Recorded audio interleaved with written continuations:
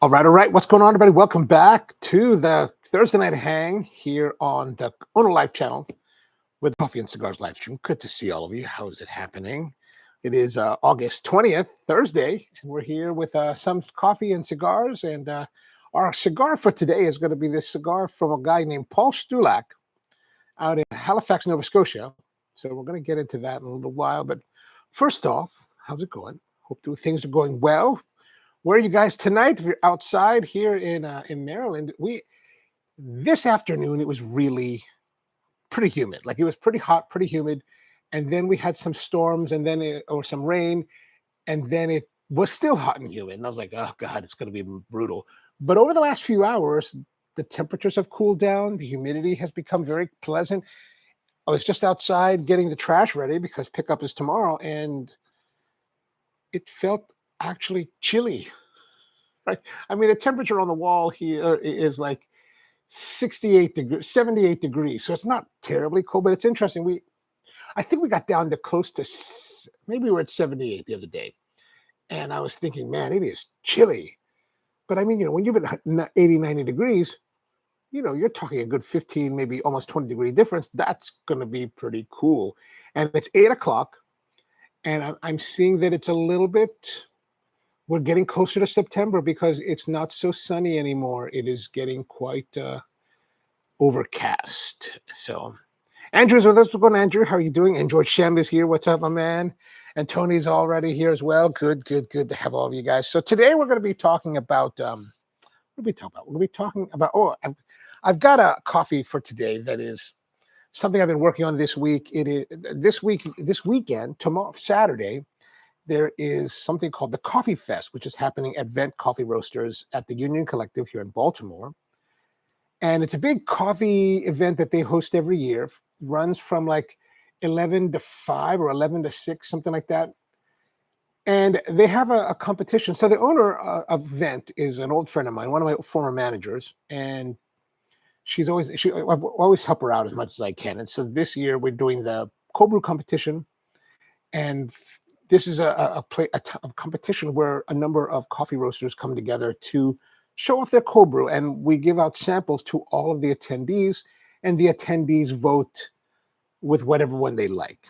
And yeah, I've been preparing one, and I got it here, so I put it together. We brewed it in this morning's episode of the Coffee Q&A live stream. So it is a blend of a Honduran washed coffee from Privada, and that's the majority. That's probably about 2/3 of the blend. And then we have not quite a third, maybe 20%. Is that right? A third, yeah, 33%. About 20% of natural processed coffee from Ethiopia, the Misty Valley, which is actually a coffee produced by a friend of mine, Abdullah Bagersh. And then the final remainder of the coffee is, yeah. And then the final remainder is Yemeni Kulani Estate coffee, which is also a natural processed coffee. But there's some really interesting notes, and you get the base notes of the blend with the Honduras, and then there is this nice jammy mid center with the Misty Valley, and then that Kulani Estate really just kind of caps it off with a little bit of brightness, and just kind of rounds it out. It's really interesting to blend it the other day on the live stream. But it turned out well, and we started the cold brew for it this morning. And now I got some here that I have pre-ground. We're going to brew this hot and just let it cool down as we go and see what happens to it. And hopefully it turns out well. Andrew says, same here, stepped out on the porch and needed to get along. So, yeah, can you believe it? I mean, it's kind of nice. It's a little bit surprising, but not a bad, not an unwelcome thing, because it has been pretty cold. I mean, pretty hot. So I've got the coffee in here in our typical clever, and I've got the hot water. I'm just going to pour it on here. Just let it do its thing.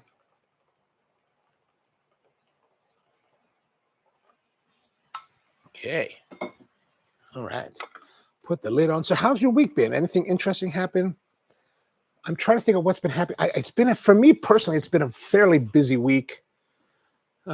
which is good. I kind of got hosed on my coffee shipments last week. So I was supposed to do a lot of roasting last week. And then the shipper totally mucked things up. And then it didn't arrive. So I was like, okay, well, then I'm hosed. Luckily, I wasn't too hosed last weekend, but hosed enough. And then I was going to alleviate the hosing by having more coffee shipped to me. And then on Monday or Tuesday, it was like, wait a minute, where's this coffee? And it's like, it's still in Utah. It's like, in Utah, what? The distribution center that I pick up this one particular coffee from has several different warehouses around the country. And normally I look for the one that's on the East Coast. And I don't know why I didn't make sure that it was the coffee that we were pulling was from the East Coast warehouse, but I kind of host myself, I think. So I've got to make sure we watch that next time. But yeah, next week we'll have more coffee again and more roasting. I'm a little bit tight because I think I pulled some back muscles while I was roasting coffee yesterday, lifting it wrong, lifting from the shoulders and the back rather than lifting from the legs. Not smart. Don't do that. Not very good. But yeah, there we are. There we are. So what's been happening? Anything good? Anything good? What else? You know what I wanted to see? I wanted to see Spider-Man. I've been wanting to go see Spider-Man. And the problem with Spider-Man is that the theater that I like to go to, there's two theaters near me, and they renovated one that's really close. But I've been there twice, and every time I go there, it's like $35, whatever the ticket costs. And even if I'm going on the matinee showing and I'm getting the senior rate, right, which is a discounted rate on top of the thing, and then I want to get popcorn and I want to get a soda, right? And I don't mind buying it from the theater, even though it's way overpriced. But still, it cost me like $35 total. I'm like, man, $35 to watch a movie? That's ridiculous, right? So I'm just like, if I go to my other theater, they've got these reserve seats, right, in a special seating area. And the reserve it used to be more fancy than the regular seats. I don't think it's more fancy anymore. It's just kind of like you're sitting above the hoi polloi. But more importantly, when you buy this ticket, they give you popcorn along with your ticket. So they give you like $5 worth of popcorn or something like that. And then, oh no, you get the popcorn, whatever that costs. And then it's like $5 more for the soda. And I'm like, all right, I'll just buy the soda. And that's all that. And so it costs. So if it's like $24, it's like $29. So you save like $6 over like coming to the closer place. And you get, and you don't have to be with the hoi polloi. And so, I prefer not to be with a hoi polloi. But it's like, but the problem is that, you go to the movie theater, and I don't go to let's say the movie theater starts at 8:00. I will leave my house at 8:00. I will not go there by 8. I will get there like around maybe 8:15, 8:20. And there's typically 26 minutes of BS, right? Like there was a time when I was younger, I liked to watch all of the previews. Now I don't care. Like I'm like, look, this is a 2.5 hour movie. There's 26 minutes of BS to watch. So that's 3 hours of time. I don't want to give that much. I'm too old. I got to pee at some point, right? Like I don't want to pee in the middle of the movie. So I'm like, I got to make sure we pee first, go in. And I don't want to have all this preamble. And, nowadays they have all these like ads. I'm like, mother of God, why do we have ads in a movie that I paid for? I'm paying top dollar to watch ads. So I tend to go like as late as I possibly can. And then, by the time I get there, you get there like at 8:15, 8:20, you walk in, you get your ticket, you get your thing, you climb, walk up to the theater, you get your drink, and then, probably you're getting there right at the last preview. And you're like, this is exactly what I want. Like, I don't want all this extra. And the nice thing is that because now seats are reserved, you got a place to sit and you can like kick people out if they're in your seat, which is a really great thing in my opinion. Mom's here. What's going on, Mom? How are you doing? And Tony says he's having an apostate Cubana, number 6 Toro, and a Diet Cherry Pepsi. Nice, nice. We met up with George and Andrew. They came up to Tony's shop on Tuesday morning. We had a cigar. Nice time. And a couple nice cigars. Really had a good morning. And then I went, actually that day, I went after, a friend of mine was telling me about this place called the Loading Dock, which is a reclaimed everything, basically. And I hadn't been there in over 10 years. Because I went down there and Oh, wait, the coffee's finished. So I'm gonna put the coffee on.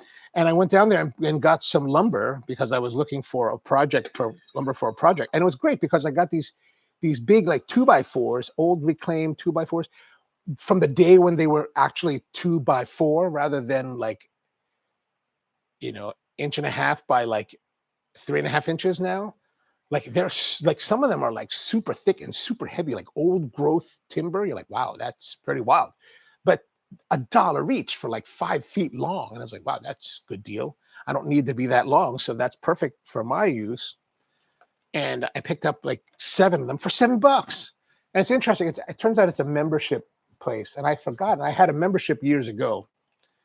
And they were like, oh, you can renew it. And I was like, okay, how much is renewal? $10. All right, $10. I will renew. Can we put the coffee down?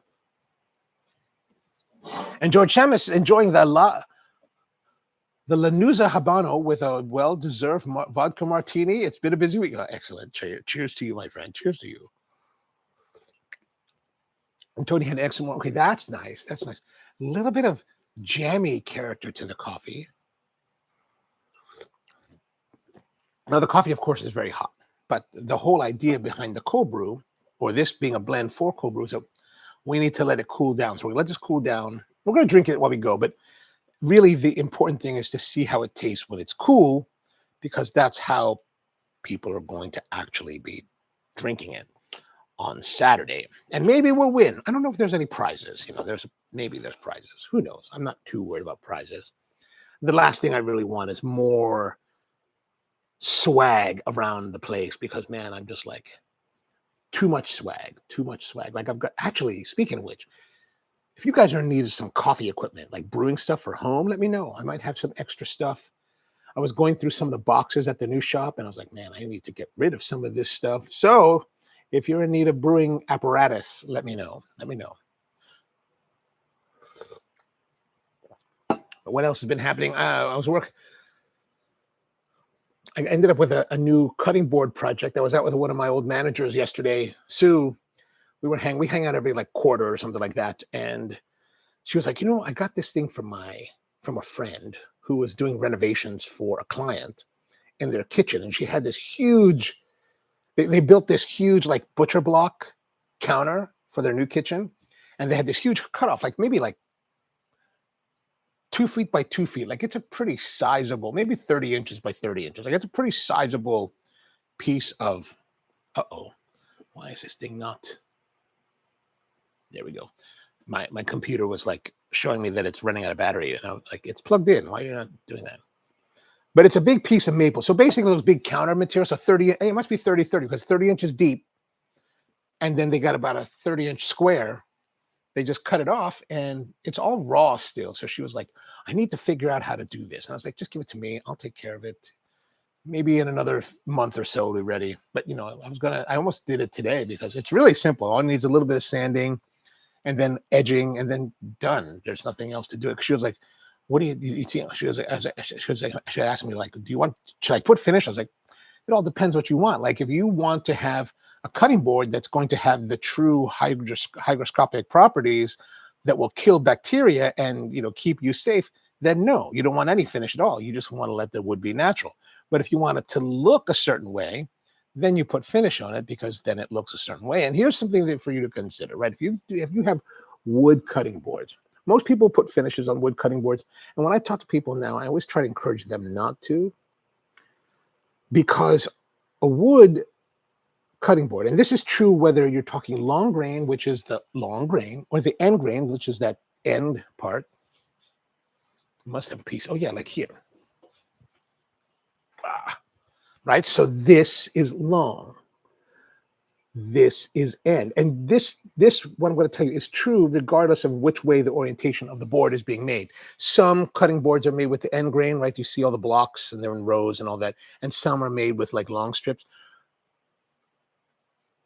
Wood naturally draws stuff into it. So if you put like a piece of meat on there, like you put your chicken, there's salmonellas on the chicken.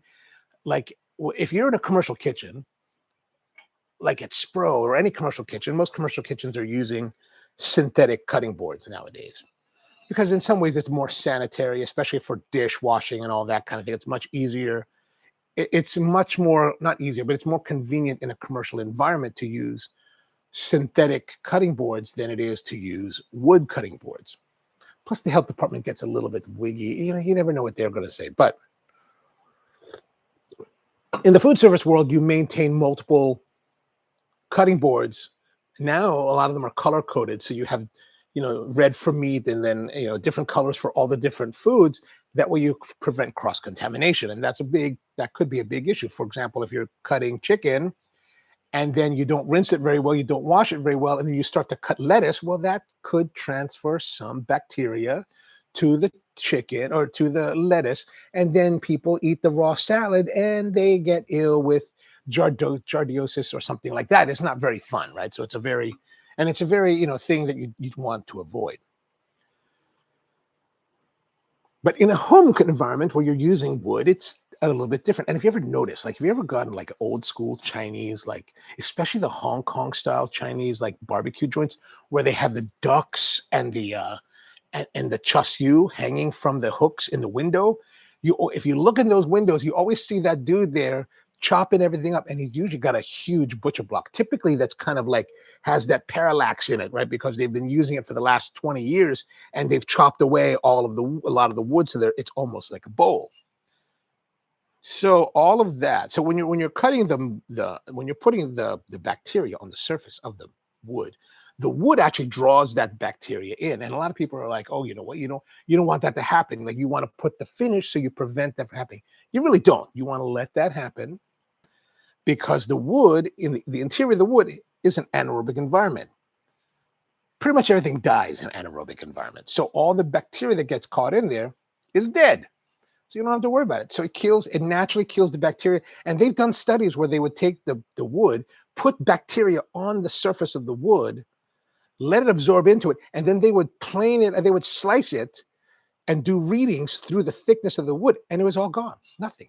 So it really is the best way to use a cutting board is to not put a finish on it at all. If you want to have the most hygienic kind of version of it. So what are we with?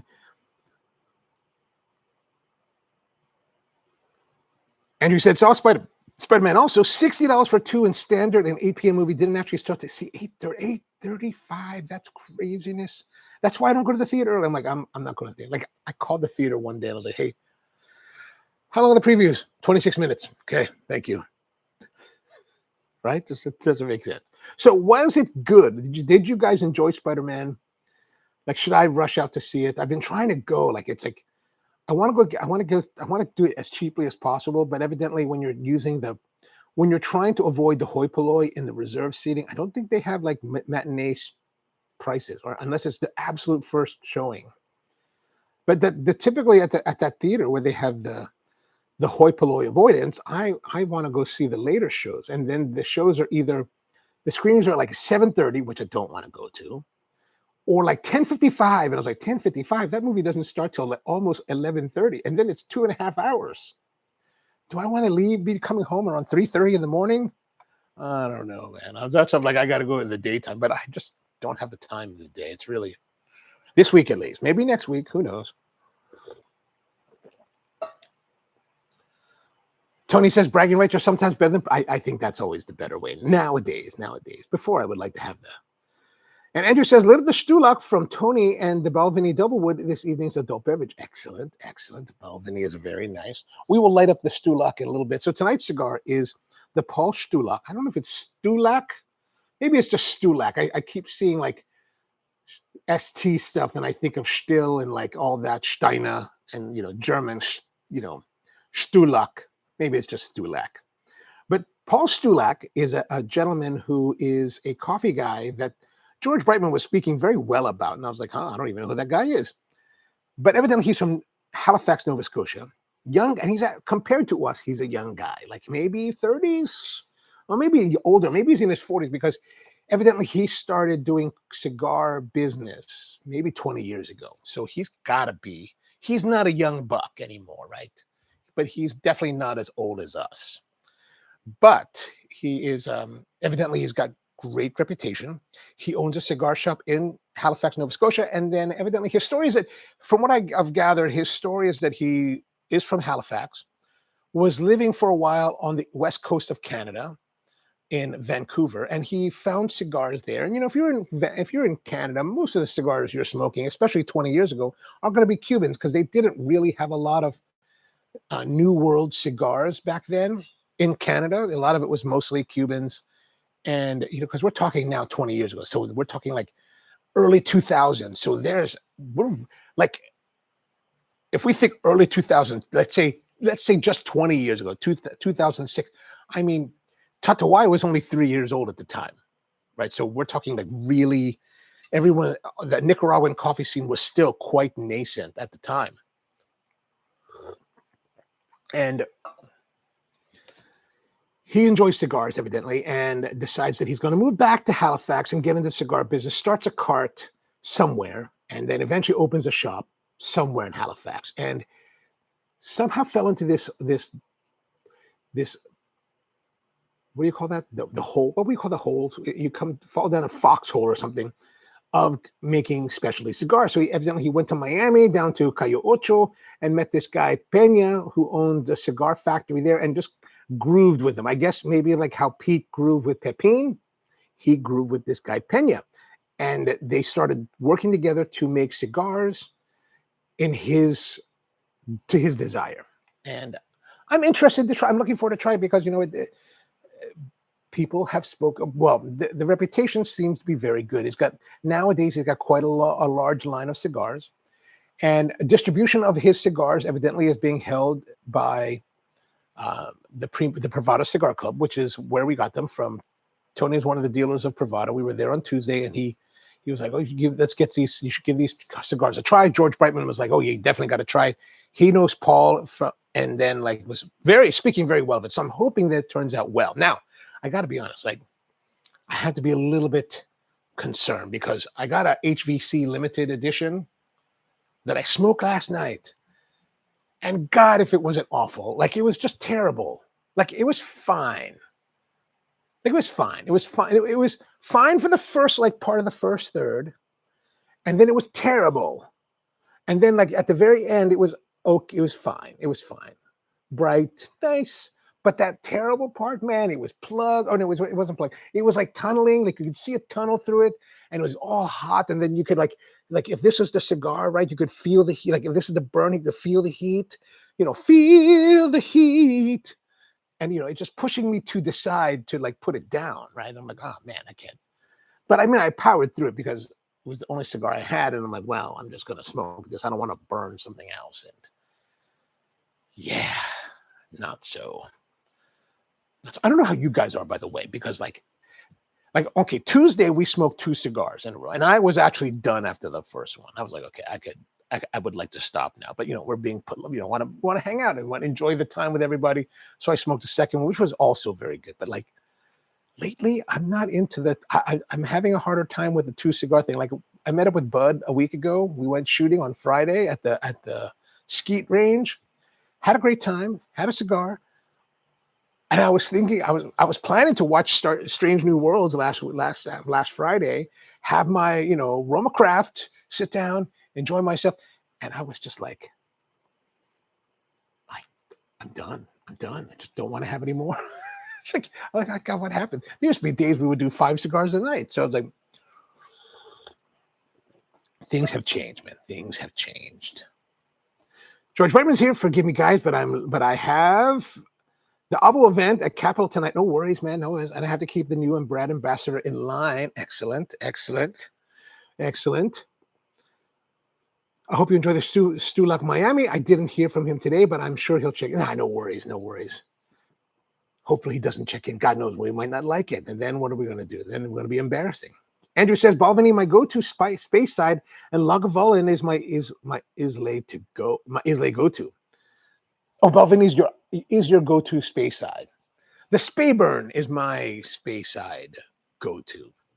All right, let's go to the cigar now because I've babbled enough, and I'm trying to burn time a little bit, right? So I've got a couple more cigars. I don't really know what they are. There are some cigars here. You guys may be familiar with it. More LCA stuff that both Tony and George had recommended. And then we have, of course, the Stulac Miami. Miami. Look, you know what? I should turn this light off because it keeps on mucking with the exposure of the computer. The computer is not good enough. Okay, that's better. The computer is not good enough of a camera. It's like the camera on this, the computer itself is like almost older than my nephew, right? It's like 2013 machine here, so it's like terrible. All right, here we are, Paul Stulac's Miami Style. It's called the Miami Style. He's got a whole bunch of like cigars in his lineup. I do have links to the websites below, so you can see the Stulac lineup from Paul, and then you can also see the Privada lineup. And then I do have a couple other links there that if you're interested, you could check them out. But let's see here. This is the 8th. This is the 20th. 26. This is OL. I don't know what number it is. This is the Paul Stulac Miami Style. I believe that with his cigars, I could be wrong. I did not dive that deeply into the website, but I believe he's got a whole bunch of lines. Maybe they're all different, but I think in this cigar, there's only one size. Maybe the other ones are only one size. That would be kind of an interesting way to approach it. All right, let's take it out. Let me get my glasses because I can no longer see much better. Okay, so here it is. Here's the Stulac. Stulac.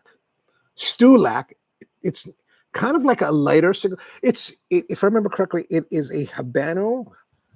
Ecuadorian Habano? Is it Ecuadorian Habano? I can't remember. I wrote it in the description for today's episode, but I cannot see it from the computer. But here it is.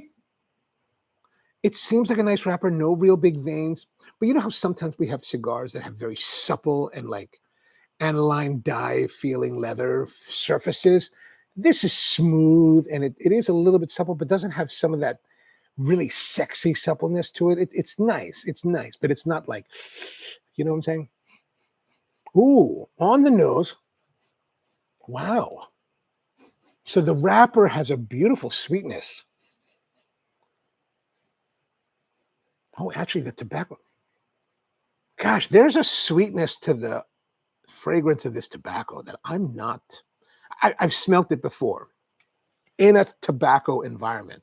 It's almost like an aromatic pipe.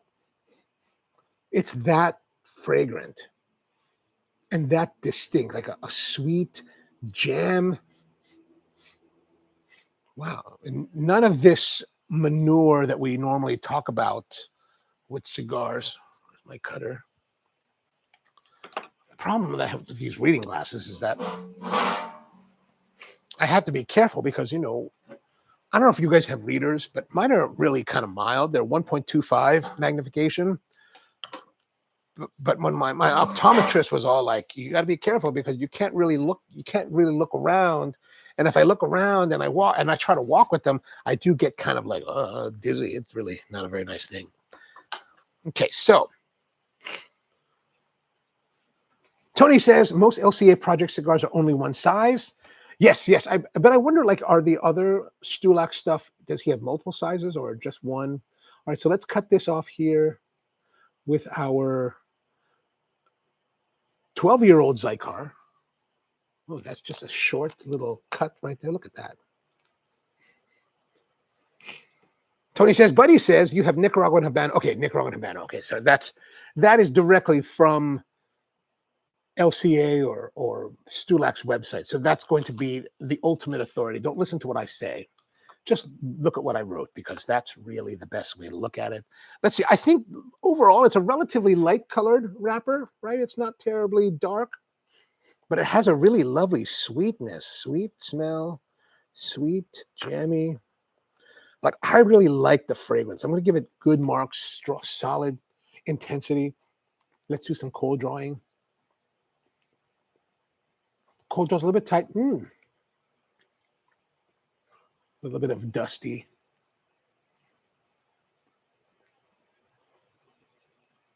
As I draw on the cold draw, there's a distinct fruit note coming across the tongue.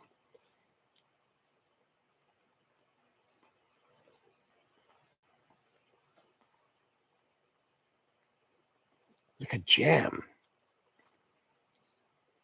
Like we talked about fruit, right? Like Brian is really big into like tropicality of fruit, like tropical fruits, like on those Ashton VSGs that he says are the spectacular category of VSGs. There's a tropical pineapple kind of fruit. This is not like that. This is nowhere. This is something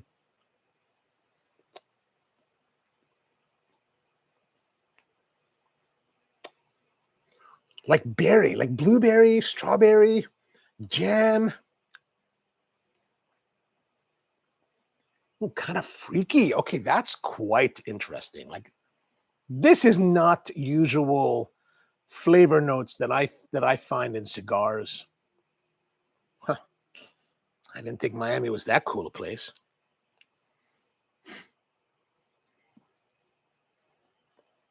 Tony wants to know if Andrew got jam. Did any of you guys get the jam? Because it's very distinctly. Oh, and I'm going to give it a scope. Now this jam, I'm going to give it a 9. I'm going to give it a 9. I really like it. I think it's very like beautiful.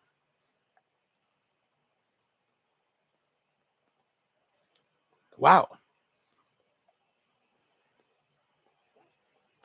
Brian says clove. I can see that. I can see some kind of, because there is, now that I'm pulling on here, there's a little bit of sizzliness that could be the clove, like kind of like how you would put cloves in oranges.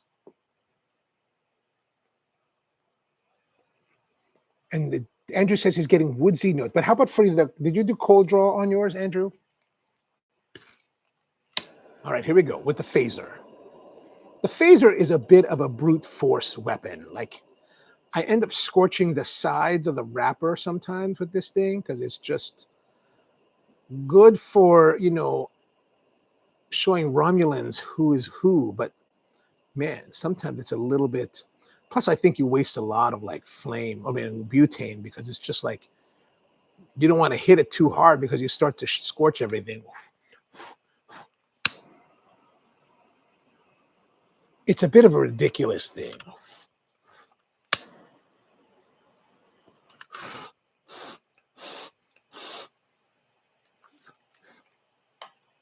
Okay. Tony says clove like in the pineapple rings on a Christmas ham with the cherries. I don't know if I get that. I mean, like there's to me, I can see the cloviness in the cold draw, but it's to me more distinctly fruity. Oh, come on.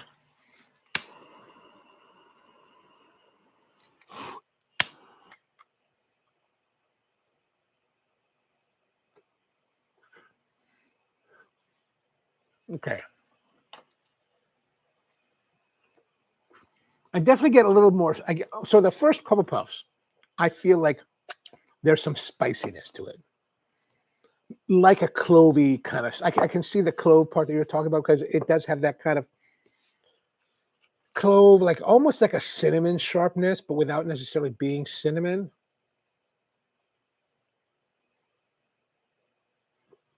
I can definitely see where you're getting the clove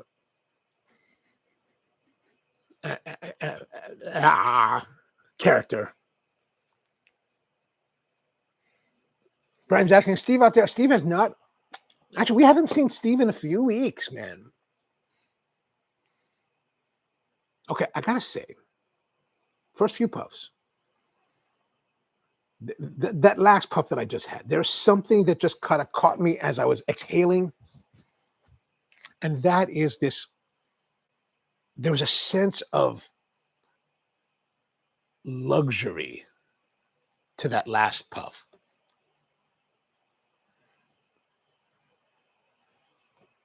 Like the draw is tight, not tight,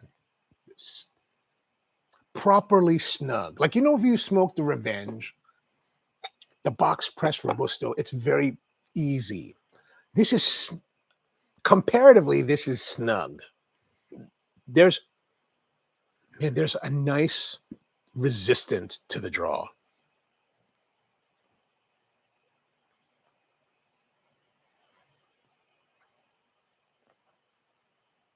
And the smoke on the palate to me feels very almost velvety. It's very, it's a very, the draw and the smoke feels very luxuriant. That's probably the best way that I can describe the sensation that I feel. Andrew says, my very first impression was a Christmassy frankincense-like flavor. Ooh. You know, I don't really know what frankincense is. I probably know what it is if I smelled it, but I don't. When I think of the word frankincense, I don't know it well enough that I would say that I would identify it readily.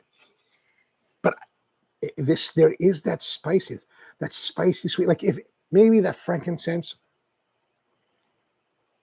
like if in that vein, right? To me, there's that cloviness that Brian talks about. So there's a little bit of that spice. There is that fruit, that jamness. You know what it makes me think about? If I was to correlate it to something in the frankincense universe, like a German kind of universe, Stollen would be the way that I would like. There's characters that remind me of Stollen that I think is being featured in this sweetness, maybe even a breadiness to it. Now, I don't know if the breadiness is really there or because I just said Stollen. So, and Stollen, if you're not familiar, is kind of like the German panettone that they make during Christmas time. So, you know, fruit in the bread, sweet bread, and, you know, crustiness, a little bit of spice in it.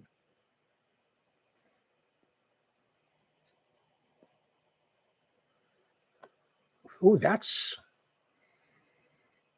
like, it's not a heavy cigar. Like body wise, I would not say it's heavy, but wow, it is very nice.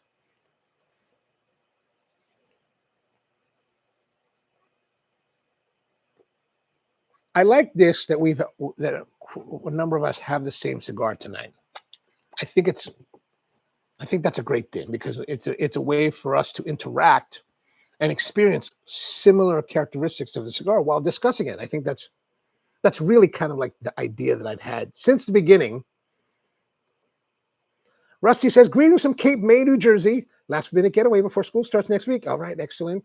Enjoy. Are you there with Amy? Tony says maybe Stulac is German. I believe so. I mean, based on the last name, Stulac, I think that is I believe it's a German name. It could be, I don't know, it could be somewhere else in Eastern Europe, but I believe Stulac. And I don't even know. I'm probably saying he probably says Stulac. Like most people say still, right? They say still. I always say stay still. Then they look at me funny, like what? Never mind. Yeah, with Amy and the in-laws. Excellent, excellent. George Shem says, must have the palate of a 2-year-old. Haven't had the cigar you have, but I've never gotten cloves, jam, bread, or anything close to it.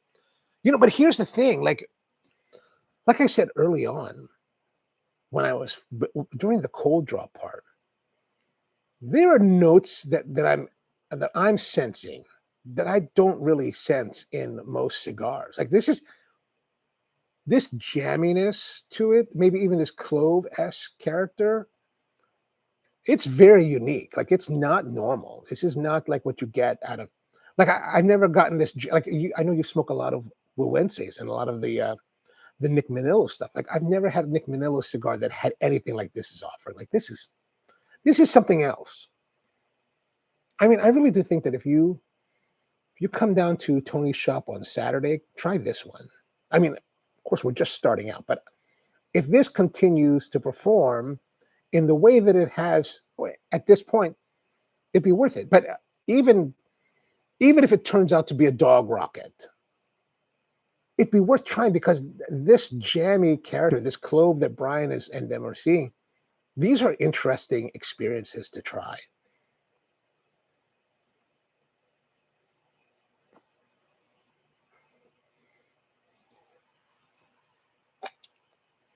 So yeah, I think there's a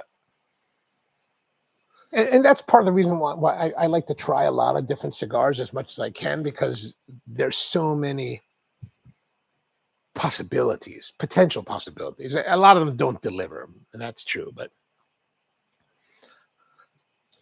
And that's the thing in cigars. A lot of manufacturers and brand owners, they want to follow a trend, so a lot of them will follow along in similar veins with similar styles. And so, in some ways, it's not terribly interesting. But this is definitely, at least starting out, definitely interesting. All right, good. He'll be there Saturday to try it. And Angela wants to know if you've found any good restaurants in Cape May.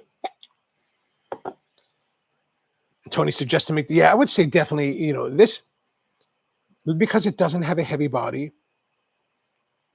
I think that the idea of starting with this is probably the best way to go. Like when your palate is fresh and you're open to perceiving things. And then from here, move on to something heavier.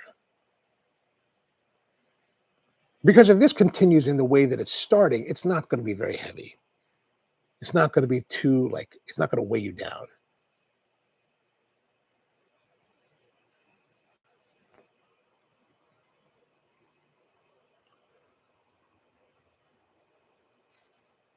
I mean, that jamminess lingers on the palate. Like in my spit, as I use the spit cup, I can taste it. Rusty says, we had a tornado warning down here in the middle of me cooking seafood boil. Whoa.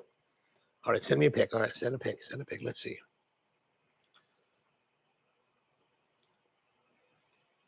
Oh, there it is. So here's Rusty's handiwork.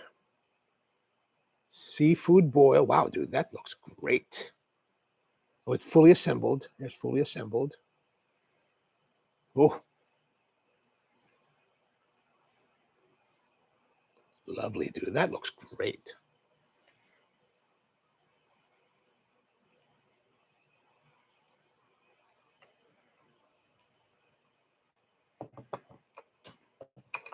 Lobster House have to come. Excellent. It really does. It really does look fantastic. Yeah, that's something I was thinking about the other day. Yeah, 2 days ago. Like these last couple of years, I've been really bad at having crabs. Like crabs are a huge thing here in Maryland, and I have not had crabs very often these past 2 years. I need to go get some. Maybe this week.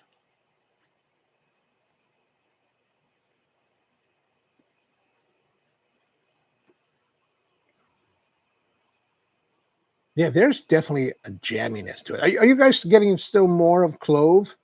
Like to me, the clove would be a secondary flavor, not a primary flavor. Oh, but one thing I did find, as I was, looking up stuff about this cigar online, our favorite cigar reviewer, Uncle B, from the Stogie File website, was I put a link to it in the description below in case you want to see it yourself. But I thought that I would look it up.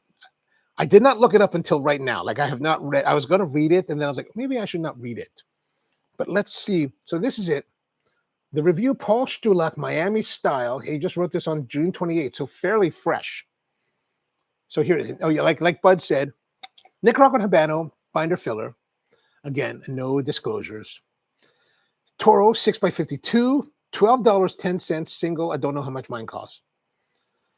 He gave it a 97, which probably is not what we're going to give it.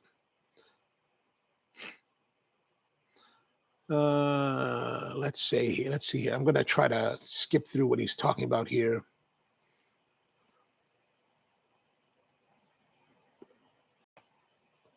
So here it is. With the Miami Style, he says that his blends have always carried boldness, strength, and distinctive seriousness. The cigar feels almost playful by comparison, but it still bears Paul's signature with a different side of his blending. So here it is. Let's see. Strength opens at medium. I agree. Hold steady through the early sections. Oh, and then he says that we should expect a gradual climb as we get through the cigar.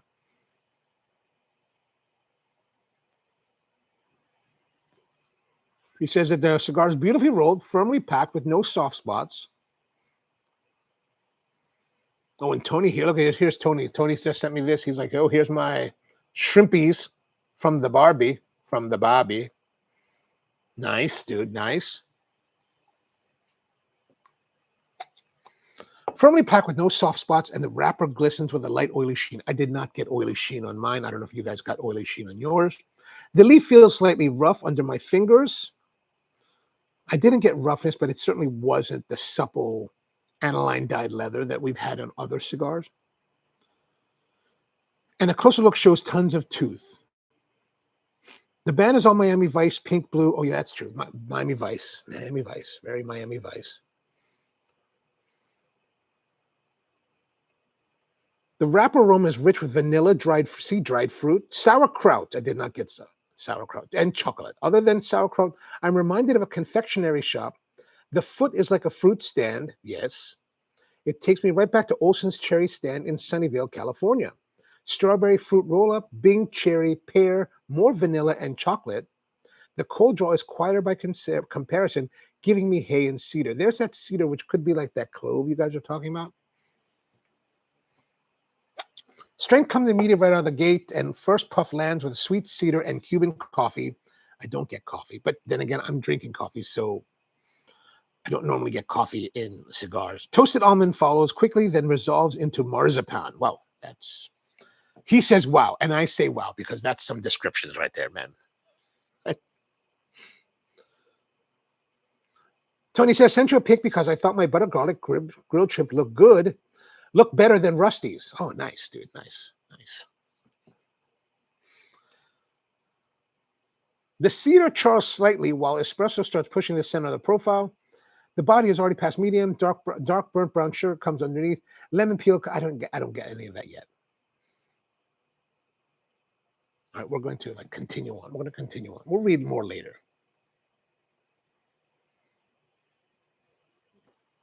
One reason I don't want to read too far ahead is because when you read things like that, it could influence the way that you perceive things, right? You're looking for something that may or may not be there because it's been put into your mind, right? So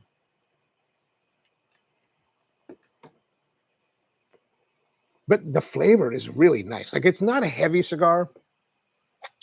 It still has that jammy fruit, good body, but we're definitely into the cigar now, right? Like, we're into it. Like, it has started with its, interesting notes, and now we're in the groove. We're just kind of grooving through the cigar.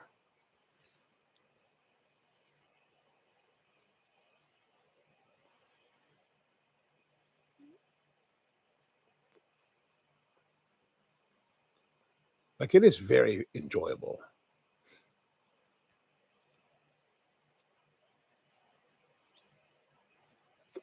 Like, it's enjoyable enough that I want to puff on it faster, harder, stronger. How is your guys' Stulacs coming along? I gotta say, I'm interested to try his other stuff. Tony, do you have more of his stuff? Because I evidently LCA is the only one that sells them in America, so it would be interesting to try more of his lineup. Because he's got like another 8 cigars at least, I think.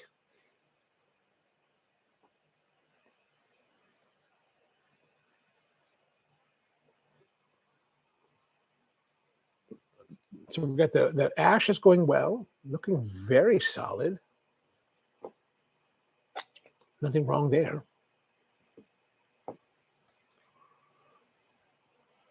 You know what I was thinking yesterday? As I was smoking that HVC limited edition and being disappointed by that part that was like tunneling, especially at that point. There was part of me that was just thinking, I wish I had the revenge. I wish I had my revenge because I like the dark, brooding nature of that thing. Because sometimes you just want to smoke what is familiar to you, and just there's a time for like trying new cigars and exploring and like seeing what's new and expanding your horizons. And then there's times when you don't want to expand your horizon. You just want what is comfortable, what is predictable, what you know. What is reliable? What is comfort? It's comforting for me, right? It's comforting. So it's like, oh.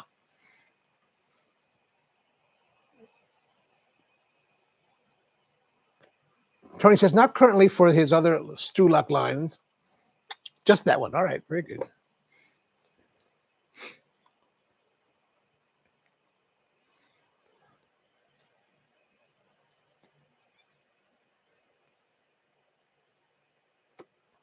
I mean, it is smoking really well.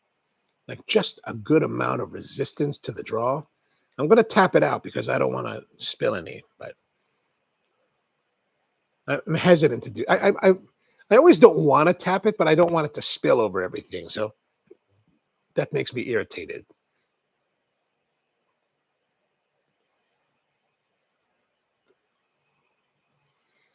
So for those of you who are not smoking Stulacs, how are those going along?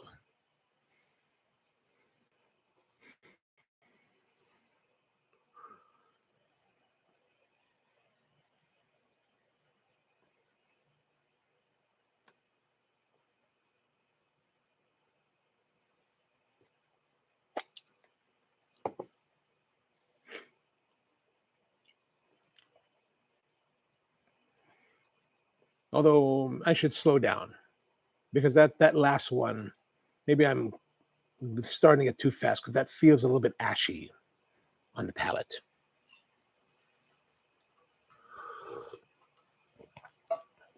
We don't want to get too fast. Like someone like myself, I wish I could go, like, there's cigars that I really like that I wish go faster with it. But that always leads to like overheating, burn issues, sometimes flavor issues. So it's like, can we get a cigar that can go faster without those issues?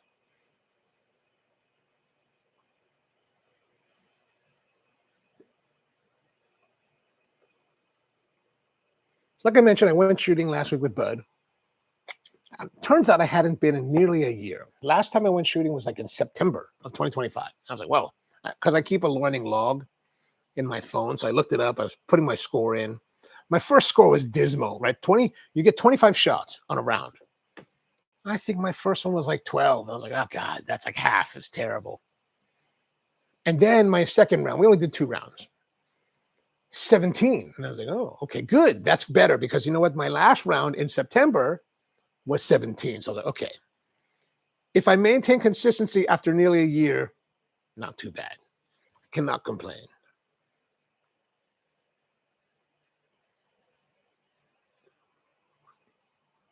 And the nice thing is I was trying to take my time. Sometimes you feel like you want to rush and shoot and shoot and shoot. But this last time I'm like trying to like, when it's time to pull the trigger, it's time to pull the trigger. No need to rush it. Just load, lock, hit the switches, pull, bam.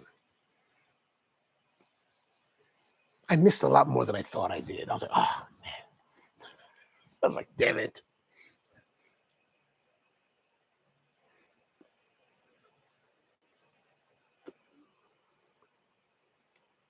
Yet I think for me, that fruity jam note is very prevalent. Still medium bodied. Like, I kind of wish it was a little bit heavier.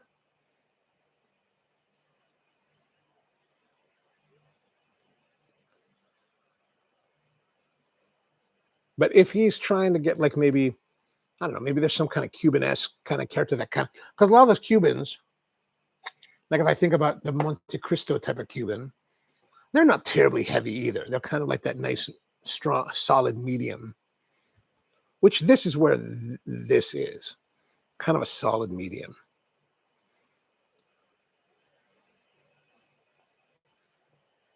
Tony says more like a dark cherry. Oh, yeah, I could see that. Definitely cherry cordial. I could definitely agree with that descriptive.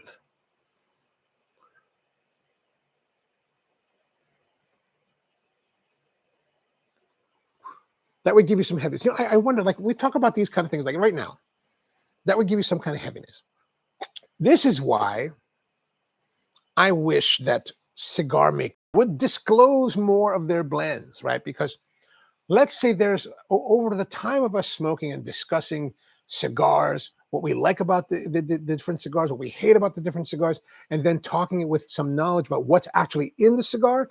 And then we can try to, that would help us to identify what type of tobaccos and whatever pre-industry processing has been done to that tobacco lends to these kind of flavor characteristics. We could say that something like this, like, we would like to have more of this, but maybe a little more heavy. So maybe that we could even just have a discussion, and not even one that you'd have to like press on a maker for, but just be like, maybe if they had put a little bit more of this type of leaf, it would give this effect.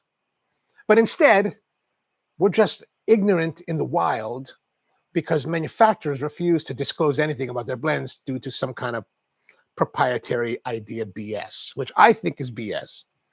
And I say that as someone that blends for a living and who doesn't have a problem disclosing blends, because we've gone into this before. So I'm not going to rehash that again, but it does bother me. It does. Actually, the more that we get into this, the further we go, the more it actually bothers me. It's like the more irritated I become.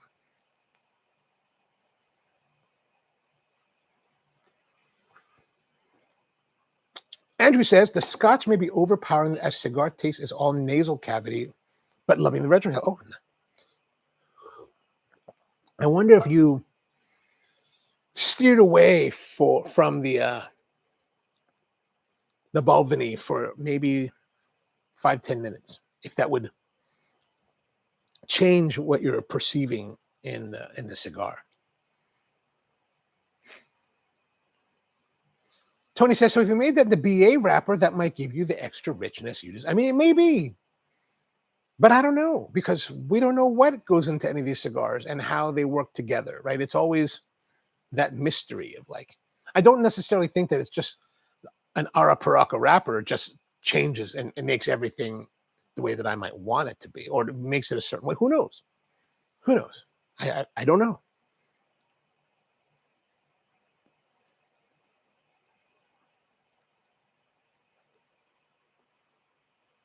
I do think there might be some interest for certain cigar smokers to like attend a class where you would talk about blending and try different tobaccos to blend. Like I've done that a few times, like at Drew Estate, and especially with Arsenio Ramos. Like him and I sat down one night and we're just smoking like the little purito kind of things. But of course, I don't really know the tobaccos. Like this is like 12 years ago, so no, I don't really understand any of it. But I think the more you do it, trying different tobaccos, and then mixing them together, and then trying it again, then you start to build that understanding and vocabulary about how the tobaccos interplay. What kind of processing did this leaf have, and how does it affect that leaf? And so you maybe even, I presume that these guys all have like, here's this leaf processed this way and aged for this long, and this is the same leaf, maybe different year, different crop year, but it's also the same species, varietal, that is processed slightly different. And you can see the difference and then put them together. It's just like today's blend, 3 different coffees. Like when we were blending it the other day, the Honduran and the Misty Valley went together nice, but it's missing, right? There's something that could be more to it. By adding a little bit of this natural processed Yemen, it gives it a little bit of brightness. It just kind of like caps it and just makes it whole.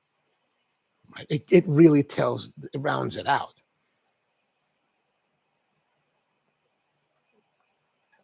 So I make the presumption that cigar blending is going to be very similar. And of course, with all these coffees, we control different, roast profiles on the coffees. So different roast profiles on any of the individual components will change how that coffee performs, which will change the blend entirely. So you couldn't just take that same ratio of these coffees from different roast batches and different roast styles and put them together and get the same result, or even get a result that you would enjoy. You may have a different roast profile in one of them, and that would change the character and would change the entire blend. This is why I say that, when I hear, people talk about, oh, this manufacturing thing is it's like state secrets. It's like, I just don't buy it. I'm just like, no, I don't buy it, because if you're really in control of everything, you control it all. right?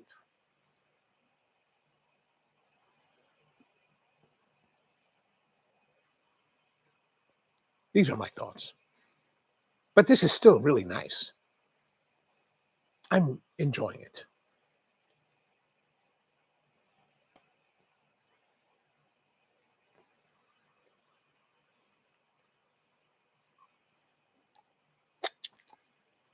The body's good. I mean, here's the thing. I think the body is good.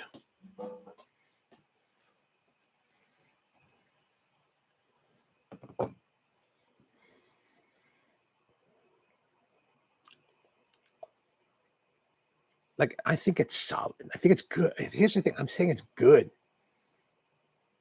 I'm not saying it's very good, but it's good.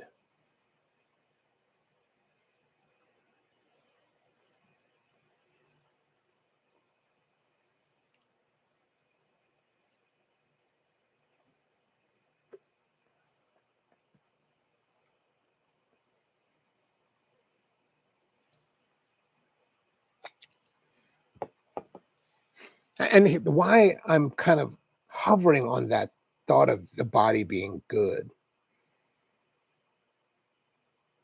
is that the way that we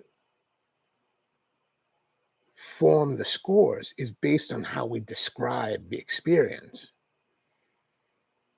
I want to say, I really would like to say that it's very good, but, and I mainly want to say that because I know what the score that is tied to that descriptive.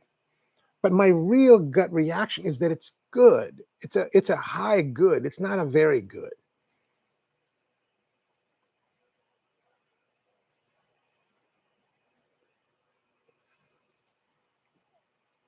The flavor with this jamminess is very good. I just don't feel that way about the body.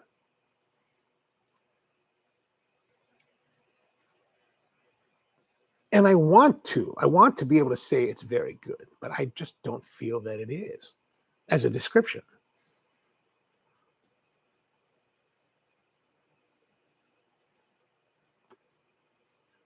Now, I don't know what you guys think about that, but if you think about the body specifically of this cigar that you're smoking, how would you describe it?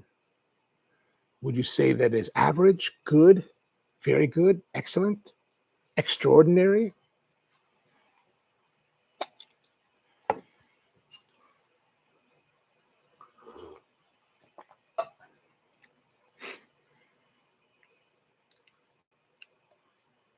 The flavor is very good because, man, there's that jamminess. That jamminess is still on the palate. I'm going to tap it out again.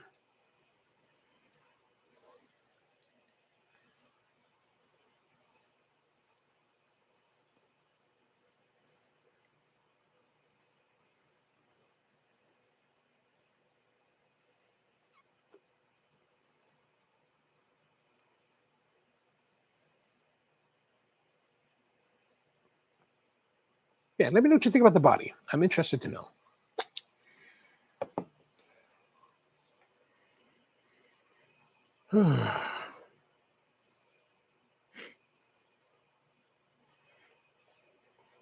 Tony says, I would have given the body very good, though it's mild.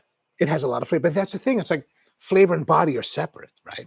So that's why that's why I have a little bit of a conundrum on this, because it's like, I think the flavor is very good, solidly very good. But I don't find the body to be as good. I think it's good, but it's not, I don't sit here thinking the body feels very good.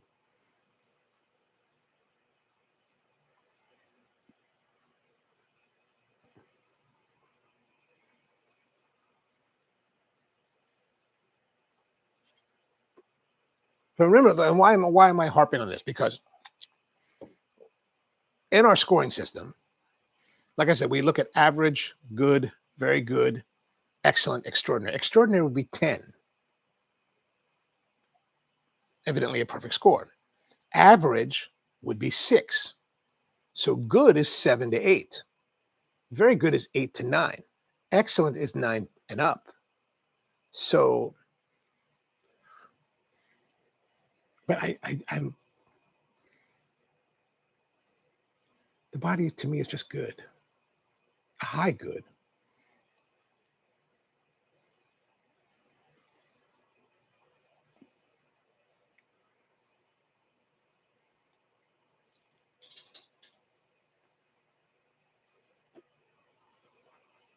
I mean, you can see them as I'm smoking this. I'm smoking on it pretty darn hard, which means that I like it, right?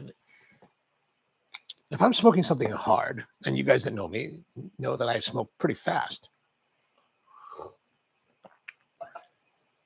George Shem says, on to the tattoo I read. The Lanuza was good, but I'm exhausted and I'm in just decompression mode. First week back is exhausting for educators. Kids come back next week. 20 students enrolled today. So I guess you have to, there's a lot of work when you have to enroll students. Is that right? And how does that work? Like, meaning that when you say 20 students enrolled, does that mean that they move to your district, to your school zone?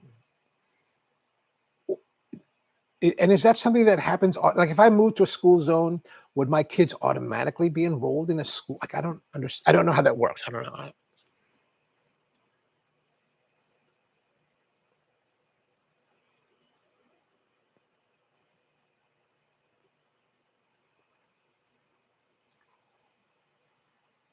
I guess kids coming back is both an exciting and dreadful time. You're like, okay, it'd be great to get back with the kids. And then you're like, oh God, here we go again.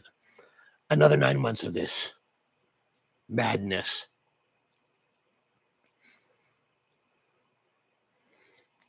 Like Sue is an educator now. She works as an educator at a private school here in Baltimore. And she was talking about, like, she had mentioned to me that she teaches Spanish. Oh, that's one thing she can teach. And I was like, and earlier this summer at my niece's school, they had an opening for a Spanish teacher. And even I had thought for like maybe a week, oh, maybe I should apply for this job, right? Maybe apply for one of these teaching jobs. Might be fun to be a teacher for a year. And then I was thinking more about it, and I was like, that means I have to be stuck in one place for a year. That does not sound too appealing to me. Like college would be fine because you go there a couple days a week, you teach your class, you have office hours, you meet with the students when they need your help, and that's it. But in the regular school world, you got to be there every day, 5 days a week. I'm like, oh, that's too much commitment. I'm like, I can't do that. I don't want to do that. It's just nuts. I, I admire what you guys do, but I'm like, oh.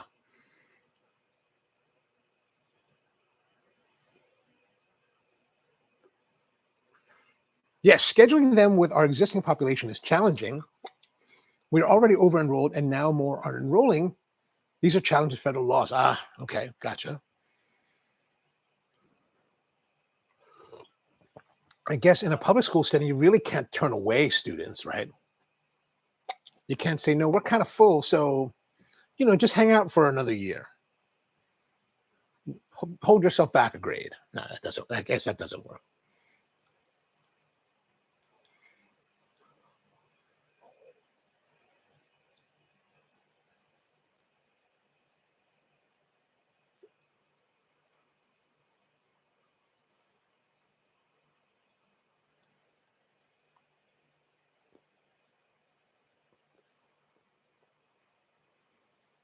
Yeah, that jamminess is to me, it's really strong with the jam and the fruit, which I really like.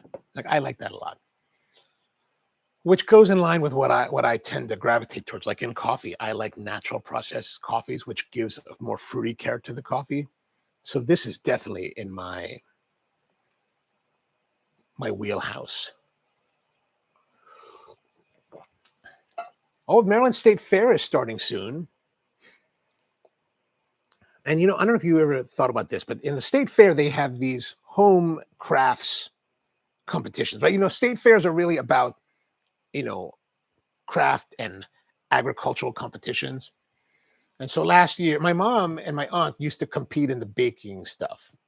They did very well. They like would win like blue ribbons a lot. And so last year was my first year entering. I thought, I'm going to enter in the woodworking category. So I entered a chair that I had made. And I was a little bit stressed, right? A little bit stressed because you know what? I'm thinking, I'm going to enter in this competition. that my mom and aunt have entered many times, and they have never walked away empty. Will I be the first one to like not get a prize? I was kind of stressed the whole time. I was like, oh gosh, here we go. Luckily, I did get third place, so that was pretty good. Now I'm stressed because I'm thinking, what if I don't get a prize this year? Then I'm totally out.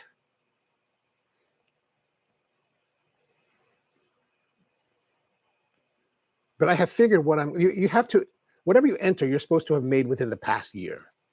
And so I have a project that I think will be a good example of the work and perhaps a contender.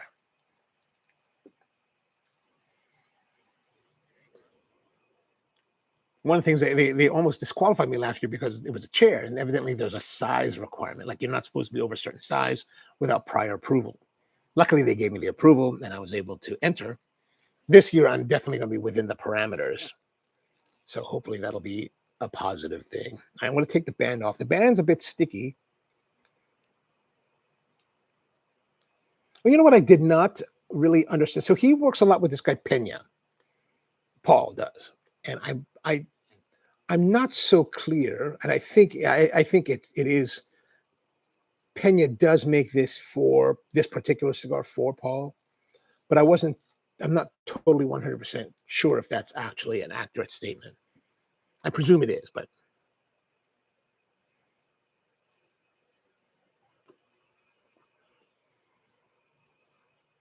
you know, earlier tonight, maybe right around 8:50.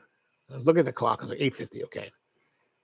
I was thinking, okay, we're going at a pretty good pace. I think we'll be all right. But now, at nearly 15 minutes after the hour, I'm not so sure. Like I'm pounding.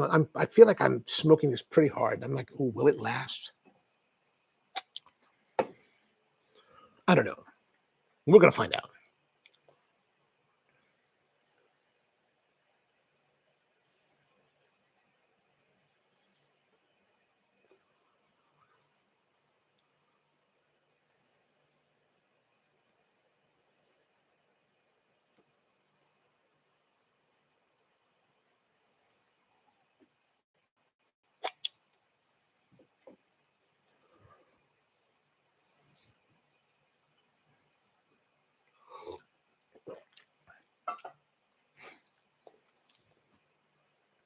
So, what do you guys got planned for the weekend? Anything interesting?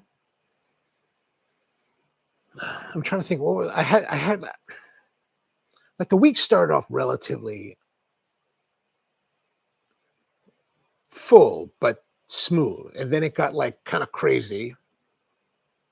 And now I'm like at a point where it's like, okay, it's relatively going to be busy. There's a lot to accomplish in the next day.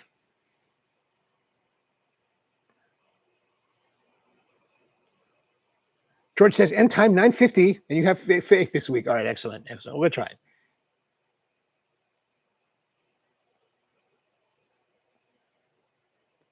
Brian says once I have some more cigars, I'll schedule smoke with the Lutherville. Okay, excellent. Do you need more accessories? Brian is scheduling something with the Lutherville Volunteer Fire Department that he did last year, and last year he was getting donations, and you know Andrew and everybody turned in some stuff. I donated a bunch of stuff this year as well. So if you have anything you'd like to donate, cigar wise, accessories, even clothing like your shirts, hats, swag, that could be nice items to donate to the fire department. Pig roast this Saturday, 12 to 6. Nice. Oh, plenty of accessories. Okay, so no more accessories.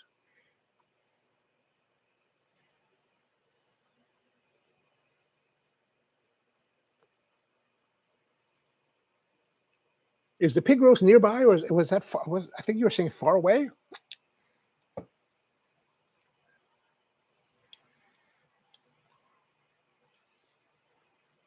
Oh, he'll take more accessories, but it's okay. So more accessories. If you have more accessories, send them his way.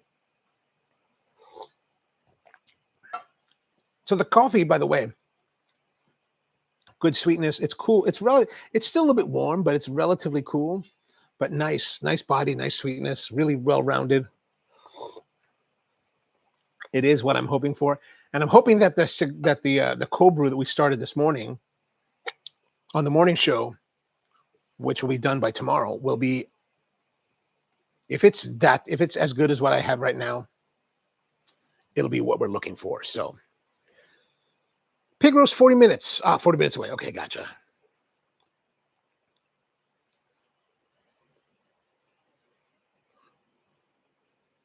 Yeah, my brother was the other day, he was like, let's all go for brunch on Sunday. And I was like, ooh.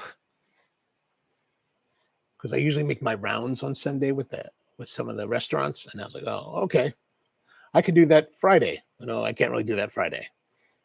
I could do that. I can't do that Saturday either. So I'm like, no. But luckily, we're not doing the brunch, so I will be doing my rounds on Sunday. So Andrew, I'll be down your way on Sunday.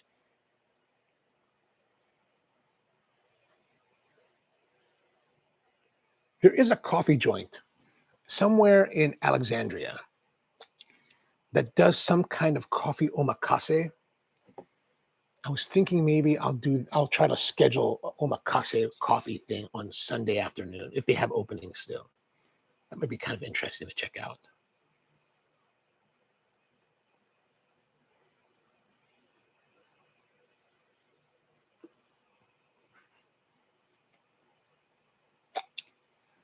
If I get one, I'll try to go. If I go, and here's the thing. Like, I've been involved in coffee a long time. If I go to this place, I'm hoping that it's a place that doesn't know me, right? And I don't mean that in any kind of bragging way, but I like to go to places. When I go to coffee places, I like to go to places where they don't know that I'm in the business, right? Because when you're in the business, you get treated, and they know you, you get treated differently. Maybe better, maybe worse, who knows? Especially if they disagree with you. But if they don't know you, then you get to experience things as anybody else would, which I think is, to me, much more interesting, right? And don't get me wrong, like, I've been to a lot of places where they knew me, and I had wonderful experiences there. But it's also like, is the experience commensurate with what other people are having?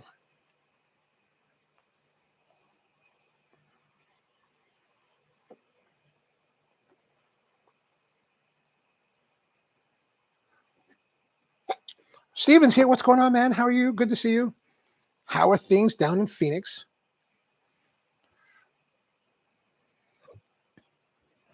Oh, I just noticed here. See this over here? Still. There it is. Still.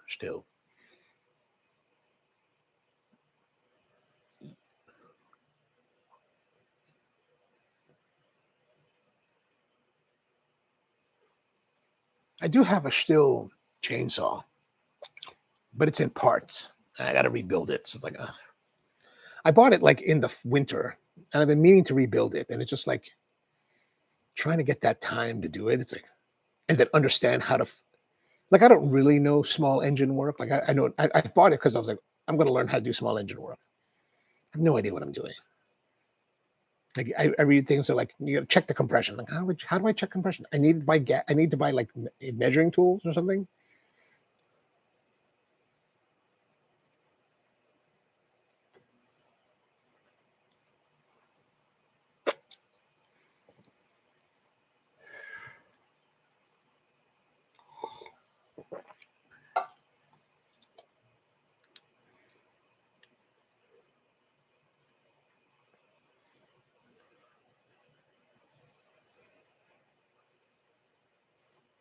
I got to say, the temperature compared to how it was earlier today, right now, fairly pleasant.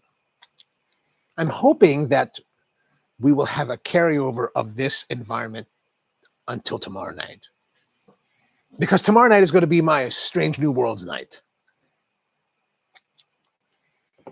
So I like to sit here in the garage watching Strange New Worlds with a cigar. I'll need to go buy a cigar because I don't have any. I got one more Revenge left, and I'm desperately trying not to smoke it, because this last Revenge, is from the last batch that was made a couple of years ago. And I want to hold that until we get the new batch of aromas so we can compare them. So I've been kind of looking at the last box. I'm like, There's only one left in the box. I'm like, oh, I gotta not look in there. Andrew says, in Philly with George this weekend, Jim's Cheesesteak, Morimoto, nice. Holtz, Capelli Brothers Cigars, and seeing Dylan. Nice. How was, by the way, you said that you were stopping by to see Raul. How was Raul's place? And then Steven says, 106 in sunny Phoenix. Whoa, man. Smoking a Neanderthal and drinking some cold vitamin water. Nice, dude, nice. I mean, it's you're 2 hours behind now, right? So it's 7:30. So it's still daylight there. Okay.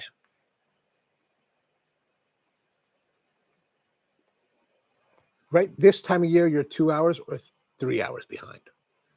Because I know my understanding is that Phoenix will become West Coast at some parts of the year and mountain other times of the year.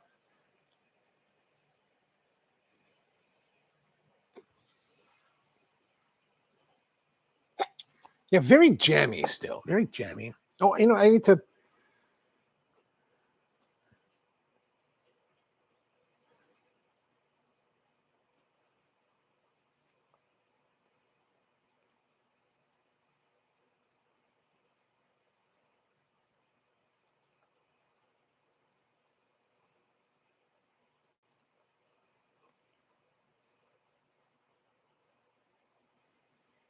And I think we're gonna have same scores.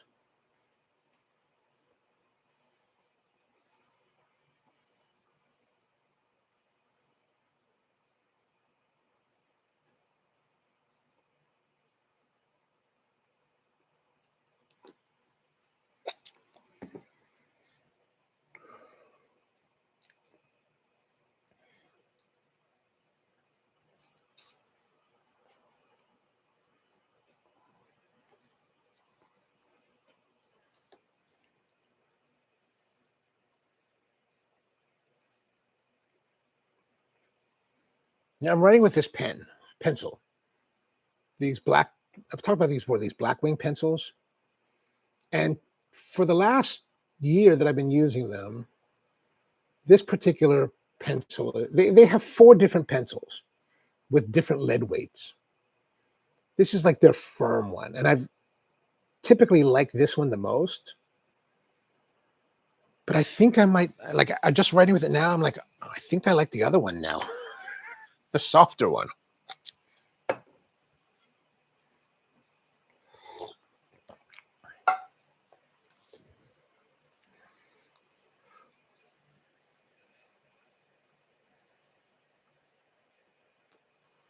Like these Blackwing guys, they make all these like quarterly releases in like collector's editions. So you buy them for like $35 for like 12 or $40 for 12. So like a lot of people collect them. And I'm like, I'm trying to be very conscientious about not buying those because it's like, what would I do?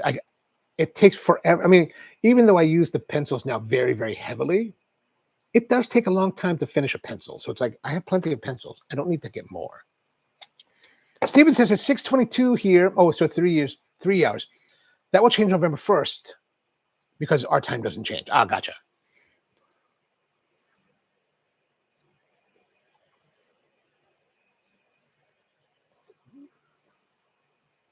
I thought I was going to go down to Atlanta this week, but that changed. I was like, okay, no Atlanta. No Atlanta. I was going to stay at a friend's place, and he was like, I'm not going to be in town this week. I was like, oh, God, really? All right. There's the International Woodworking Show that's happening at the Georgia World Congress Center. Huge show. And I was like, I'm going to go check that out. And then right before I was going to register, because it's a $50 registration fee, I was like, let me call it, make sure this is all solid. And I called him up, like, yo, man. He said, no, man, we out of town. Damn it. So a good thing I didn't spend the money. I was like, oh, it would have been out of $50.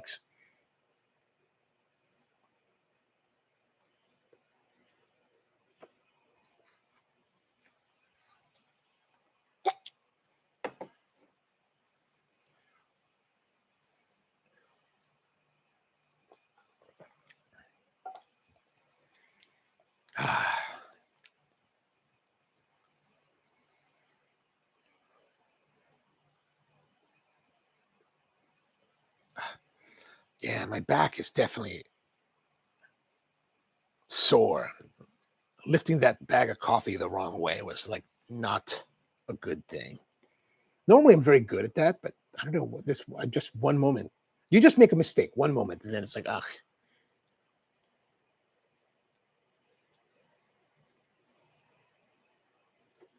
It's like that. It reminds me of that. In the woodworking world, they have these things called table saws, right? Dangerous saws. But there's a company about 20 years ago started called SawStop, and they have this technology that's built into the machine where if you touch the blade, it senses that you touch the blade and retracts it so that you don't cut your fingers off. Works really, really well. I have yet to trigger it, luckily. I've seen it triggered. It's very like jarring. But if you participate in woodworking forums, you see these guys and they're like, I've been doing it 30 years. You don't need all that stupid stuff. And it's like, yeah, dude, 30 years, all you need to do is one moment that you make a mistake and then you're done. Like I met a guy at a show one day and he was like, yeah, man, I got caught. And I was like, what? You got caught? He's like, yeah, I got caught on his saw. It wasn't a saw stop. He cut his finger pretty badly on his hand. Cost him $68,000 in medical bills just for that. And I was like, holy God, man. $68,000. Like whatever the cost of the saw is for this technology, it's worth the money because 68,000, you could buy so much for that. You could buy half a pickup truck. Andrew says, speaking of Atlanta, Cyril will be tobacco sometime in the next couple weeks. Yes. Cyril did tell me that he was going to come up here the week of September 2nd. So we will all plan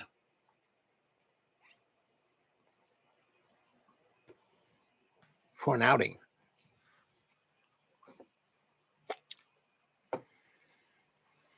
And Raul's doing well. Good. I'm glad to hear it.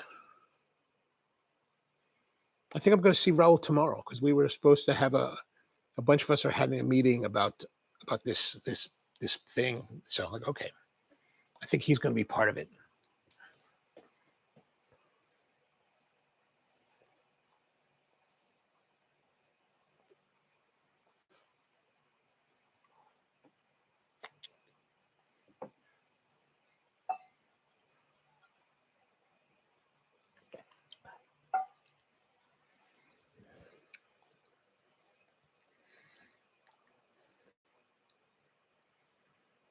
Yeah, that's kind of so yeah, that's what I was thinking. It's like, oh, people are they get a little bit curmudgeonly. Like I had one guy today, there's this particular like a thickness planer, right? And someone was asking about he bought this particular thickness planer, which is the one that I have. And he bought it used and he got a really nice deal on it for whatever the money was. And the guy also tossed in a dust collector, which contains the dust. And this particular planer has an internal blower that's very forceful. Actually, I find the blower to be quite a difficult proposition because it blows it so hard that you really have to create something specialized for it, which I did. And it works okay. But I told the guy, he's like, what should I do with that? I said, well, you could connect your planer to this dust collector, but you don't have to turn it on. You just leave it off. And you know how it is in the internet. There's always some guy that wants to be snide and make comments about things. And this guy came on, he was like, well, I don't know why you want to do that. You spend all this money on this thing and it's just dumb to like not turn it on. I said, well, you do. And I try to find a way to like respond to people without being like nasty necessarily, especially in the woodworking world, right? Where I'm just kind of like, well,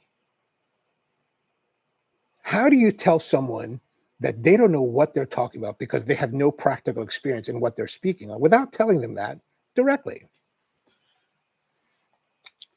So I had this response. I was like, well, if you knew about it, you would know this is the case. And here's a clip from some other dude. And this thing has blows so much air through it that this one guy, instead of trying to find a way to collect it, he took a 35-foot hose and ran it outside of his house through a window down a hill, and he blows the chips into a pile, 30 feet from the house. And I was like, well, this is what it can do. I was like, all right, now you need to piss off.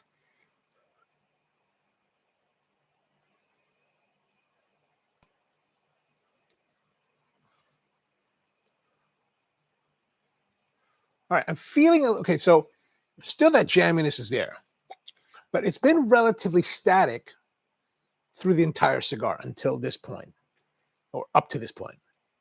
So right now I'm feeling a little bit fatigued. I'm feeling a little bit, I'm starting to trend towards a feeling of monotony, of boredom with the flavor. Like, it's still good. It's still very good. Everything is still very consistent. I'm just starting to I'm wondering what's more.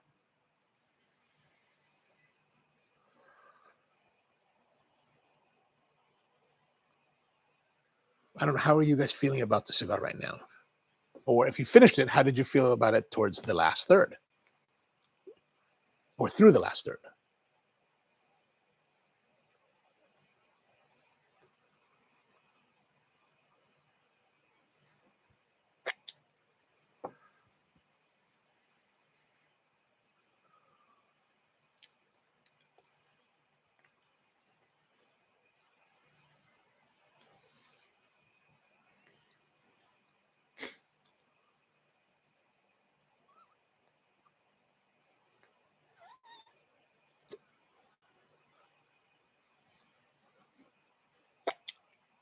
Yeah, definitely. I'm feeling like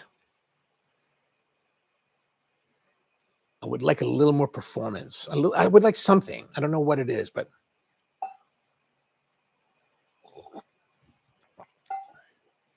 like if I think about comparatively, like the Revenge, or let's say the Breach of the Peace, into the last third. I mean, those are very consistent, but into the last third, it's that weightiness, that brooding flavor of it gets really kind of heavy. So you're kind of like with it. You're like, oh.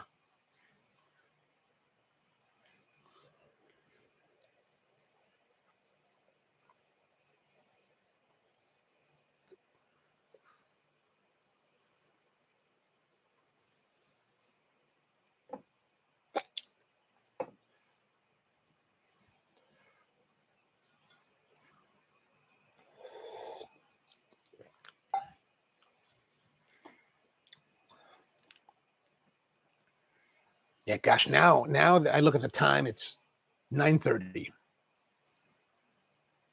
I'm feeling that the next half hour is going to be very long. I'm like, oh God, it's going to be long. It's like, can I go faster? Can I go faster?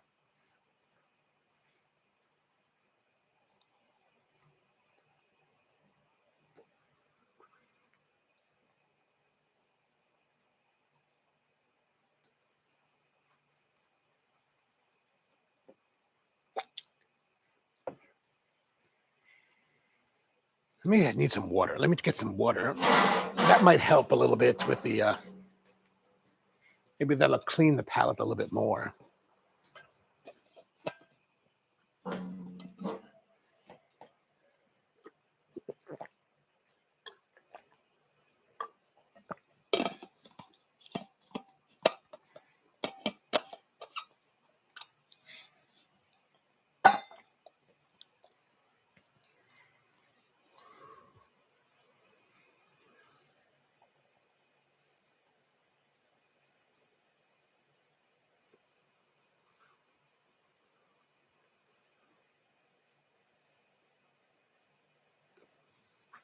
Steven says, any idea when the new, I mean, I thought that Skip said that they were in production a while back. And then even Sean down at Capitol was like, we got you, bro. He was evidently talking to Mike Rosales, was like, make sure we get some for him. And I was like, all right, good. But that was like months ago now. So I don't know what's going on with that. Brian says the final third of the cigar is not connecting with it. Is it because, why is that? How would you describe that? Is it just so consistent that you're falling out of like love with it?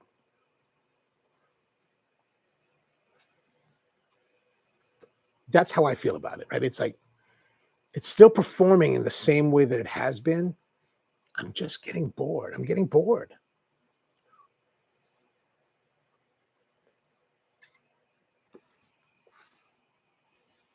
I want there to be a new. I think if there was some way to make a new dimension in it, would be like to revitalize it. Maybe a flavor change would be good. It doesn't have to be a body or power change. Just maybe even a flavor change would be, something to be like, hey, I'm still here. Okay, good. Brian says it's getting harsh. Water isn't working. So when you say it's getting harsh, are you about the same position or are you further into it? Like maybe down here.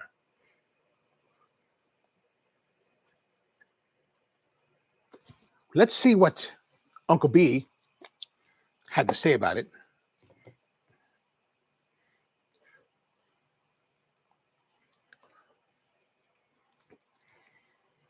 So he says, I love Paul Stulac's blends, and this follows his pattern.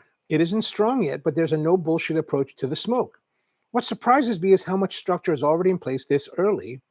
I'm still reading from the first third. I haven't smoked a Stulac quite like this, where the cigar gets its feet under itself this quickly before the first section's over. After the first few puffs, there's already definite core forming around espresso, roasted nuts, and cedar. I don't get any nuts. Strings holds at medium, and the body remains just past medium, but the cigar feels more organized than it did at ignition. Citrus is very pronounced. Now, he says that he does a retrohale. I don't really do retrohales very well, so he says a lot of citrus in the retrohale. So I don't know if you experience that. With notes of lemon peel and sour orange. The cream enters and floats above the core. A gentle spice arrives the same way, hovering towards the front of my mouth. Let's see. Let's go forward a little bit. He got a hint of mint along the way, and I kind of got something similar to a mint. I didn't think it stood up as clearly as mint, maybe as it is for him. But everybody has a different palate, so the way that flavors appear on your palate will be different. Like that's one thing to bear in mind as you read reviews from other people is that everybody's palate is different. So the way that the flavors identify themselves will be different each time for each person. Brian says no citrus. Oh, and he's also the same thought. I'm not getting the harshness that you're getting. The performance is still very consistent. Like I said, I'm just getting a little bit bored. Andrew says nuances of jam, clove, and Christmassy frankincense are gone. It's all woodsy cedar in retrohale for me. And Brian says yes to the mint. Okay. I mean, there's a lot of interesting flavors throughout the cigar, but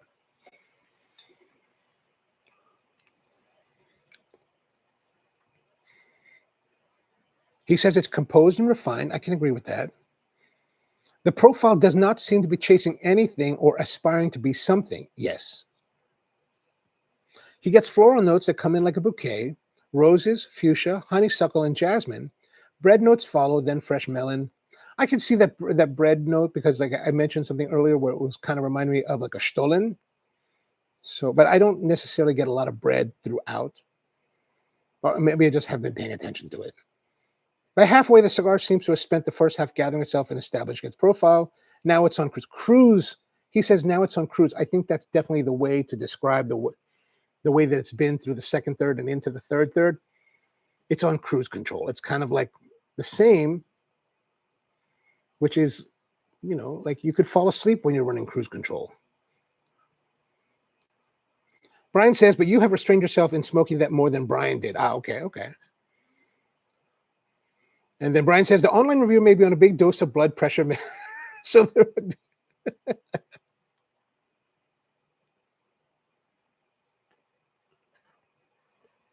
He describes it, the flavors move like people in a crowded cafe.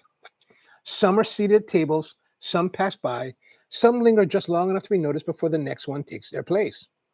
Mint and citrus stay in the finish, reinforcing the mojito reference. The finish is long and the spice doesn't show itself until the end of it. When I take another puff, the spice steps aside and lets the flavors move freely in again. Let's roll down a little bit more. He calls it a chill cruise. And I think that's definitely the way that I could relate to it. The last couple of inches shifts the main theme towards espresso and spice. Maybe that's what he's saying. Maybe that's his way of describing this experience you're having. Other flavors are still present, but now they're subordinated to the coffee and spice. Again, I don't get the coffee, probably because I'm drinking coffee. Strength is clearly medium plus. I don't know if I got that yet. Body is thick, full, and settled into the smoke. Herbal notes return, baking spices, nutmeg, cinnamon, cardamom, and clove. I think that may be a little bit further than where we are at the moment. I'm just scrolling past a lot. He does write quite a lot of descriptives. Although I don't feel as excited by his descriptions of this cigar as we did that the first time we came across his.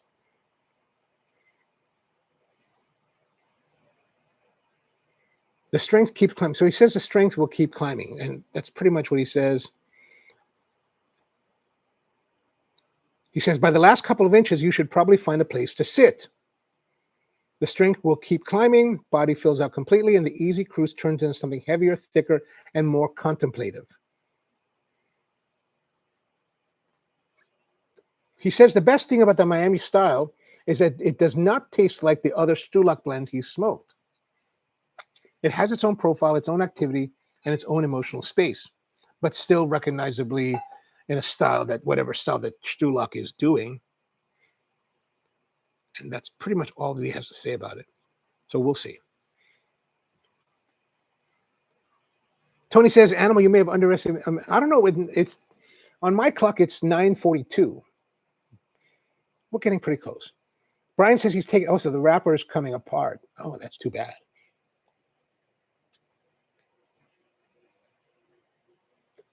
I can see some increase in this. Oh, yeah, that last puff. There's definitely an increase in this, the strength a little bit. The body's a little bit more. Maybe a little more spices coming out. But I think that, let's say from this point forward, if it does jump in strength, maybe it's a little bit too late in the cigars programming, because I've already become tired, a little bit bored with it. So it's like, oh, sorry, just move the label wrap. Oh, label. Okay, gotcha.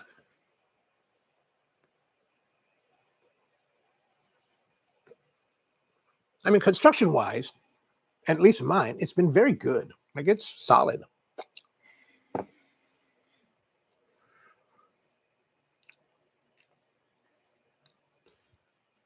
Definitely, okay, I can say that it is heavier now.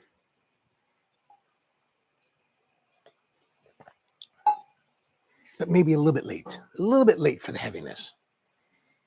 But then again, if it becomes very heavy, then like, do you want to have a whole third that's super heavy?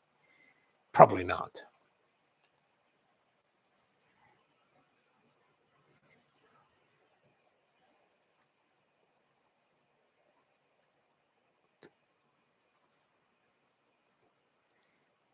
Like it's a cigar that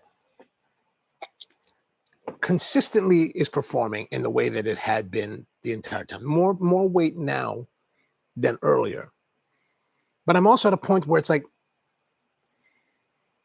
you know, if we weren't here doing this, I might put it down, because I'm like, okay, I've had enough.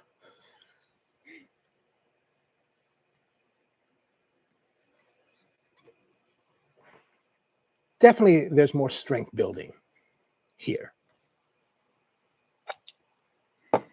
I don't know, though, like, I'm presuming that the strength increase is designed to keep it interesting, but I don't know if I'm really that interested anymore to continue on that journey.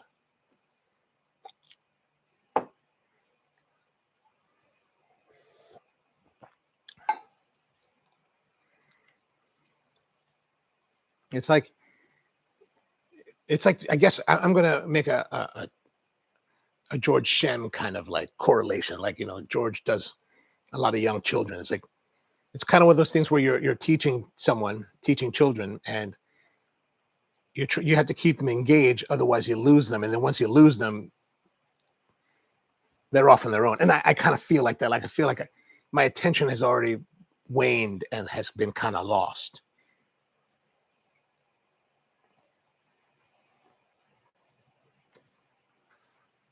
Which is kind of sad to a certain extent, because it's a very nice cigar overall.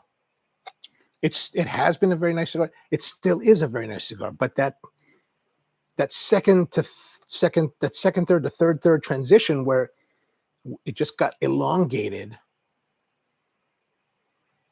Like, I wonder if this would be, if we had this journey in a Robusto size versus a Toro size, would that be more exciting? Would that be more dynamic? Would that have, because then I'll make the presumption that since we have a shorter length of cigar, this transition would have happened early. We wouldn't have such a long period of like where I would lose the interest. You know, I don't know if you've experienced the same thing, but or have the same kind of reaction.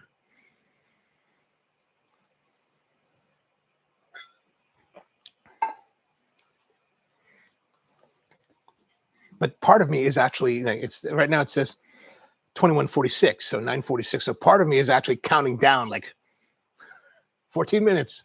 14 minutes.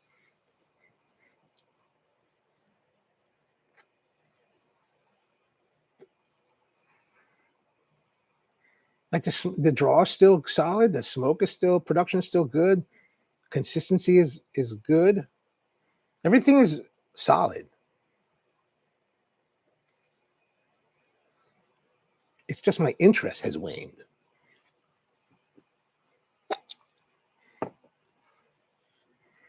So there's definitely, I would say, a body increase, because there's a little bit more heaviness and harshness on the tongue. Slightly, not harsh, a little more harshness, not harsh.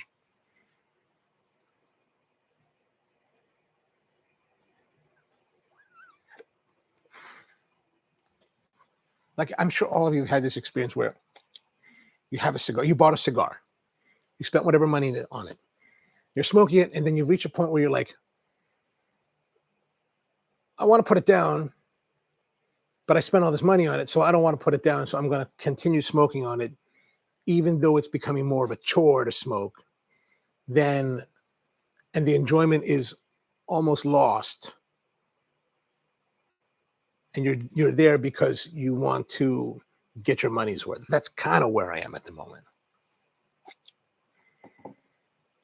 Stephen, what are you smoking tonight? You said that, right? You did say what you were. I think you did say it. Let me see. How's that turning out for you?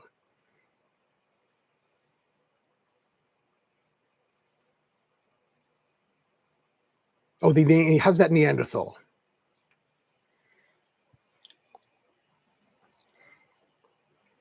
In the world of Roma, I don't mind the Neanderthals. I tend to find that like there was the Cro-Magnon, and then there was the Aquitaine, and then eventually they came out with the Neanderthal. And when the Neanderthal was first released about 10 years ago, or maybe longer, maybe I think it was 2014 they released it. It was one of those cigars that was touted to be super, super heavy. I find the Aquitaine to be heavier. Like I'm like Aquitaine really just kind of like, oh man. I don't know if you have that same experience.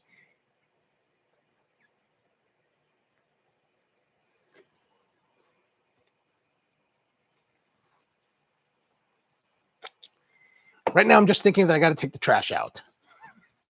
That's where I am. That's where my mind is. Like, okay, I got to take the trash out in about 11 minutes. Now, don't get me wrong. Like, there's been enough positive things about the cigar that I'm still interested in trying his other lines. But Robusto, like maybe a double Robusto would be good. A little bit thicker, so get a little bit more stuff in it, but shorter. like the idea of like doing something that keeps people wanting more. Like this is a nice cigar, the Miami Style, but would I want to buy another one? I'm hesitant. I'd be hesitant because it's like, while it was good for the first two, like the good, especially the first 2/3, do I want to, it's a question of, do I want to endure the length again?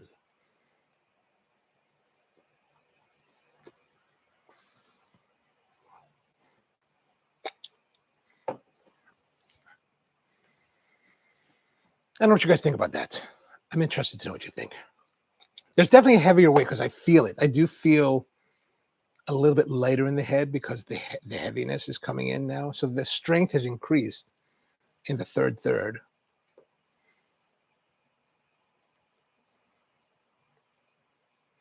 But the qualitative aspect of it is still good.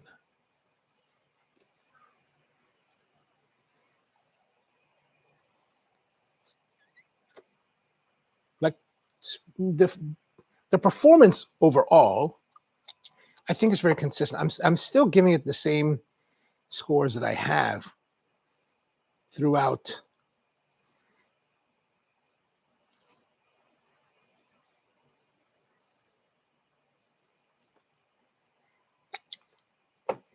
Like it's not qualitatively losing anything. It's just my enthusiasm feels dampened for it.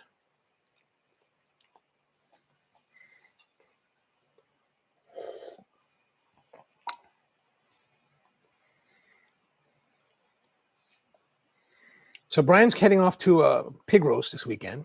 What do you got? What, anybody else doing anything interesting?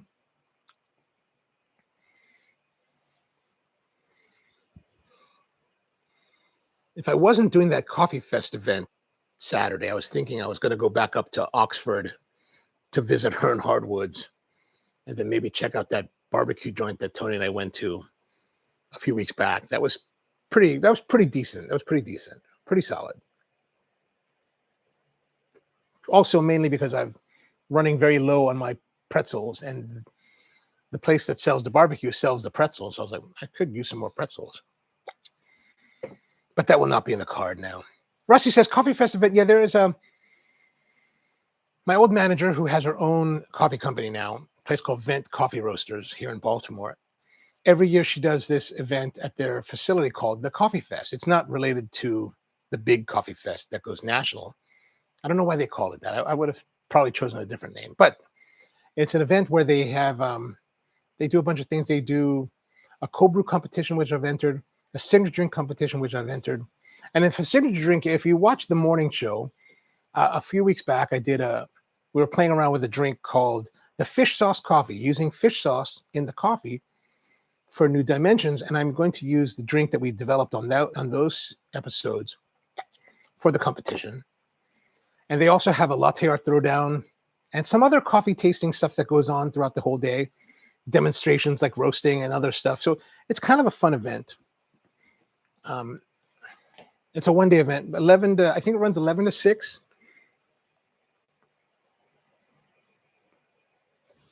Russ says, who'd open? A girl named Sarah. Like, she came to me when she was just wanting to get into coffee. And she's from Baltimore. And she came and did a cupping with me, like at the very beginning of her career. And then she moved to California and went to go work for a buddy of mine, Sean Comesher, who owns one of the big specialty coffee joints in Sacramento, which I cannot remember the name of it right now. But she went to work for him for a couple of years and then came back to Baltimore because everybody that lives in Baltimore comes back at some point. And then she worked for me for quite a few years. It was my manager and one of the roasters. And the funny thing is that when I started my own thing, like I always try to make myself available to my staff, right? So if anyone calls, I'm like, try to be on it with them, right? And, I would be traveling or something and people would call and I'd be like, oh, they're calling. What's burned down, right? That was like my first thing. I was like, what is burning, right? Has the shop burned down? And I thought it was kind, it's just kind of my de facto stance, especially in the early years when she was with me. And like one day I was on a trip and I come back from the trip, no calls, no nothing, no problems. But evidently, while I was away, she caught the roaster on fire, and evidently it was a pretty big fire. And she's like, I just want to let you know, the roaster caught fire. Like it's evidently it scorched like the chaff collector, and like she had to repaint the chaff collector. So she took care of it all. And she was like, "What?" I said to her, "Well, I said, but don't worry, I took care of everything. Everything's great. Everything's back together. Repainted everything. Blah blah blah blah." And I was like, "That's great." I said, "But you know what?" She said, "I didn't want to bother you because you were away." And I was like, "I appreciate that. But it's like, in that case, it's okay to call me." It's like, so she's really great. So she was with me to like 2014, 2015, and then she started her own thing. And I think she's doing very well. One of my better baristas over the years went to go work for her after we closed Spro in 21. So he's been there for the last 5 years. But it's funny because like I was talking when I was out with Sue. Sue was my manager later in the years, right? And it was funny because we were talking, and I was like, we were talking yesterday, and I was remarking to her, I said, I said, the guy's name is Sergio. And I said, Sergio, he's super solid. Like I see him at Vent and he's still super solid. And she was telling me, she's like, she remembers a conversation with him one day later, after years later, they were talking, they were out one day, and he was like, man, you really were a bitch to me. Because Sue was super hardcore, right? She was super good. But like, and we were laughing because I was like, but even he said to her, he's like, you are totally like harsh and like, but he's an excellent barista today. So it's like, that's why we're hard. We're very hard and harsh on you, but like you're amongst the best now in the city. So well done. Well done.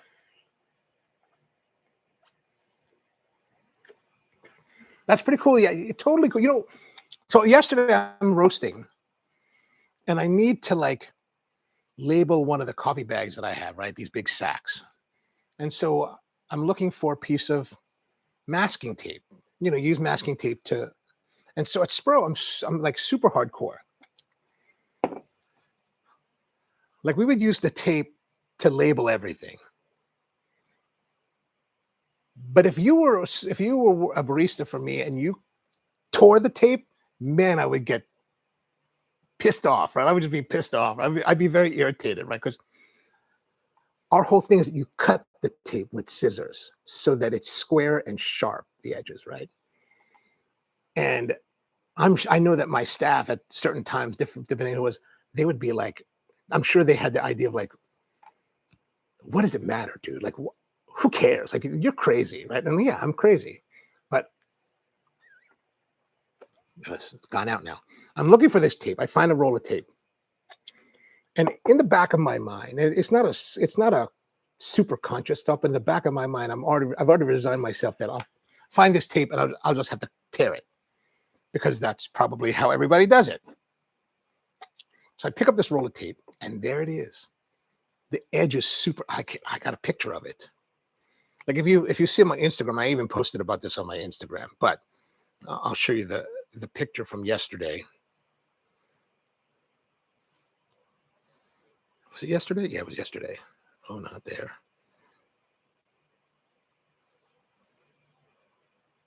Yeah, here it is. Like you could see it. See the tape? It's perfectly cut, right? And I saw that and I was like, So I said to Sarah, because she came in after that, and I was like, what's up with the tape? She's like, oh, you saw that? She was like, remember our conversation? I was like, I don't really remember the conversation. But she's like, you're super hard on that. I was like, yeah. And she says, to me, and this is her joint now, this is her operation, right? She's like, to me, it's not that important. But that's kind of what we taught. And I guess it's important to her that she taught it to her staff. But she's like, to me, it's not that important. But it turns out that she's like, to my staff, it's super important. Like they have totally gotten on board with that. So like, I think they hold it harder than she does. So it's like, so that's kind of, that's kind of a nice little legacy thing going on. So, psychosis carries forward. And I didn't get that for myself. Like that wasn't something that I came up with. That was actually something that there's a chef in the world who is for many years and probably still today is considered one of the best chefs in America. Whose work I was always a fan of, a guy by the name of Thomas Keller. He owns a place in California called the French Laundry. And I got that from him. Like I remember reading about him and he was like, it's all about the attention, the detail. And I was like, that's totally what I believe in. I'm totally about that. So that was one thing we incorporated. And it was like, so to see it out in the wild was like, for me personally, kind of nice. I was like, oh, that's kind of nice.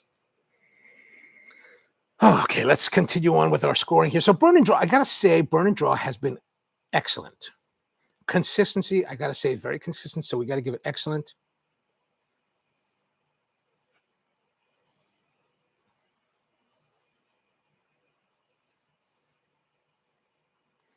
Now, overall, wow, that's a good one. So here's the thing. We've got fragrance cold draw, the first category, excellent, 9. Flavor across the board has been very good plus, so 8.75. But like I said, the body to me has just been good. High on the good scale, but still good, which means that it's in the 7 range. So 7.75 across the board for body. And then burn and draw is 9, consistency is 9, excellent. So overall, the overall score is not really an average, but more it has to be informed. Like it couldn't be necessarily 9 because there's so many other scores that are not quite 9. So I'm going to have to say 8.5.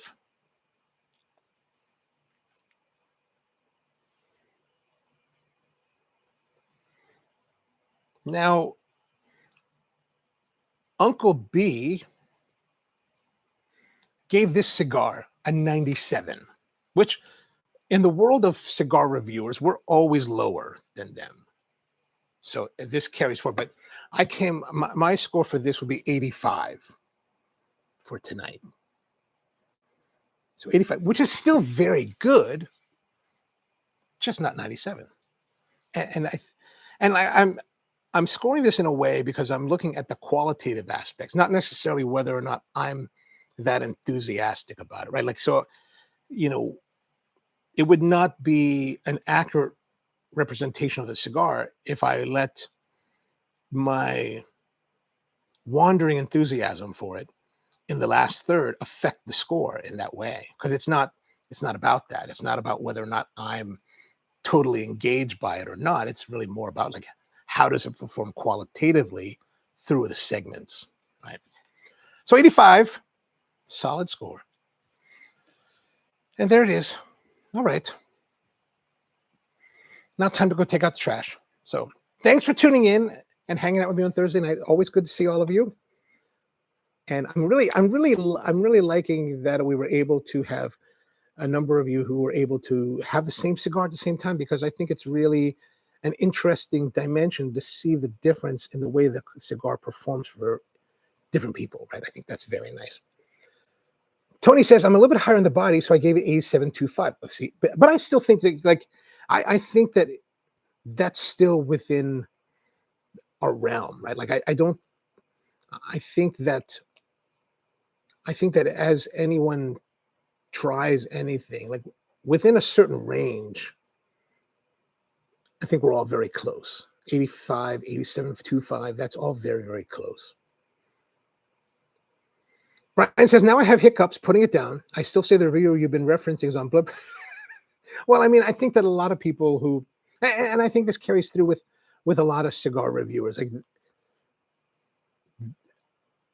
I haven't, like Uncle B does on his website, he does have a chapter that he wrote about how he scores his cigars and what the criteria are. So I didn't read that part of his blog, but that would give more insight. And I think that if we look at a lot of different reviewers, like I also like the Developing Palates guys, and they talk about how they break down their scoring. So I think it's also important to look at how people break down their scoring to see where they are. But typically, reviewers, other cigar reviewers, are always higher than what we do.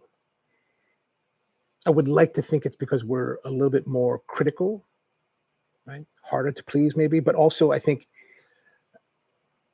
that our reviews here, our scoring tends to be more consistent with a better representation of what the experience will be like. I think, maybe not, who knows? But all right, that's it for tonight. Thank you, Mom. Appreciate you. Tony, Brian, George, Andrew, Mom, good to see all of you guys. Back again next Thursday, 8 p.m. with more cigars and coffee, or coffee and cigars. So hope you have a wonderful week out there, and see you next time.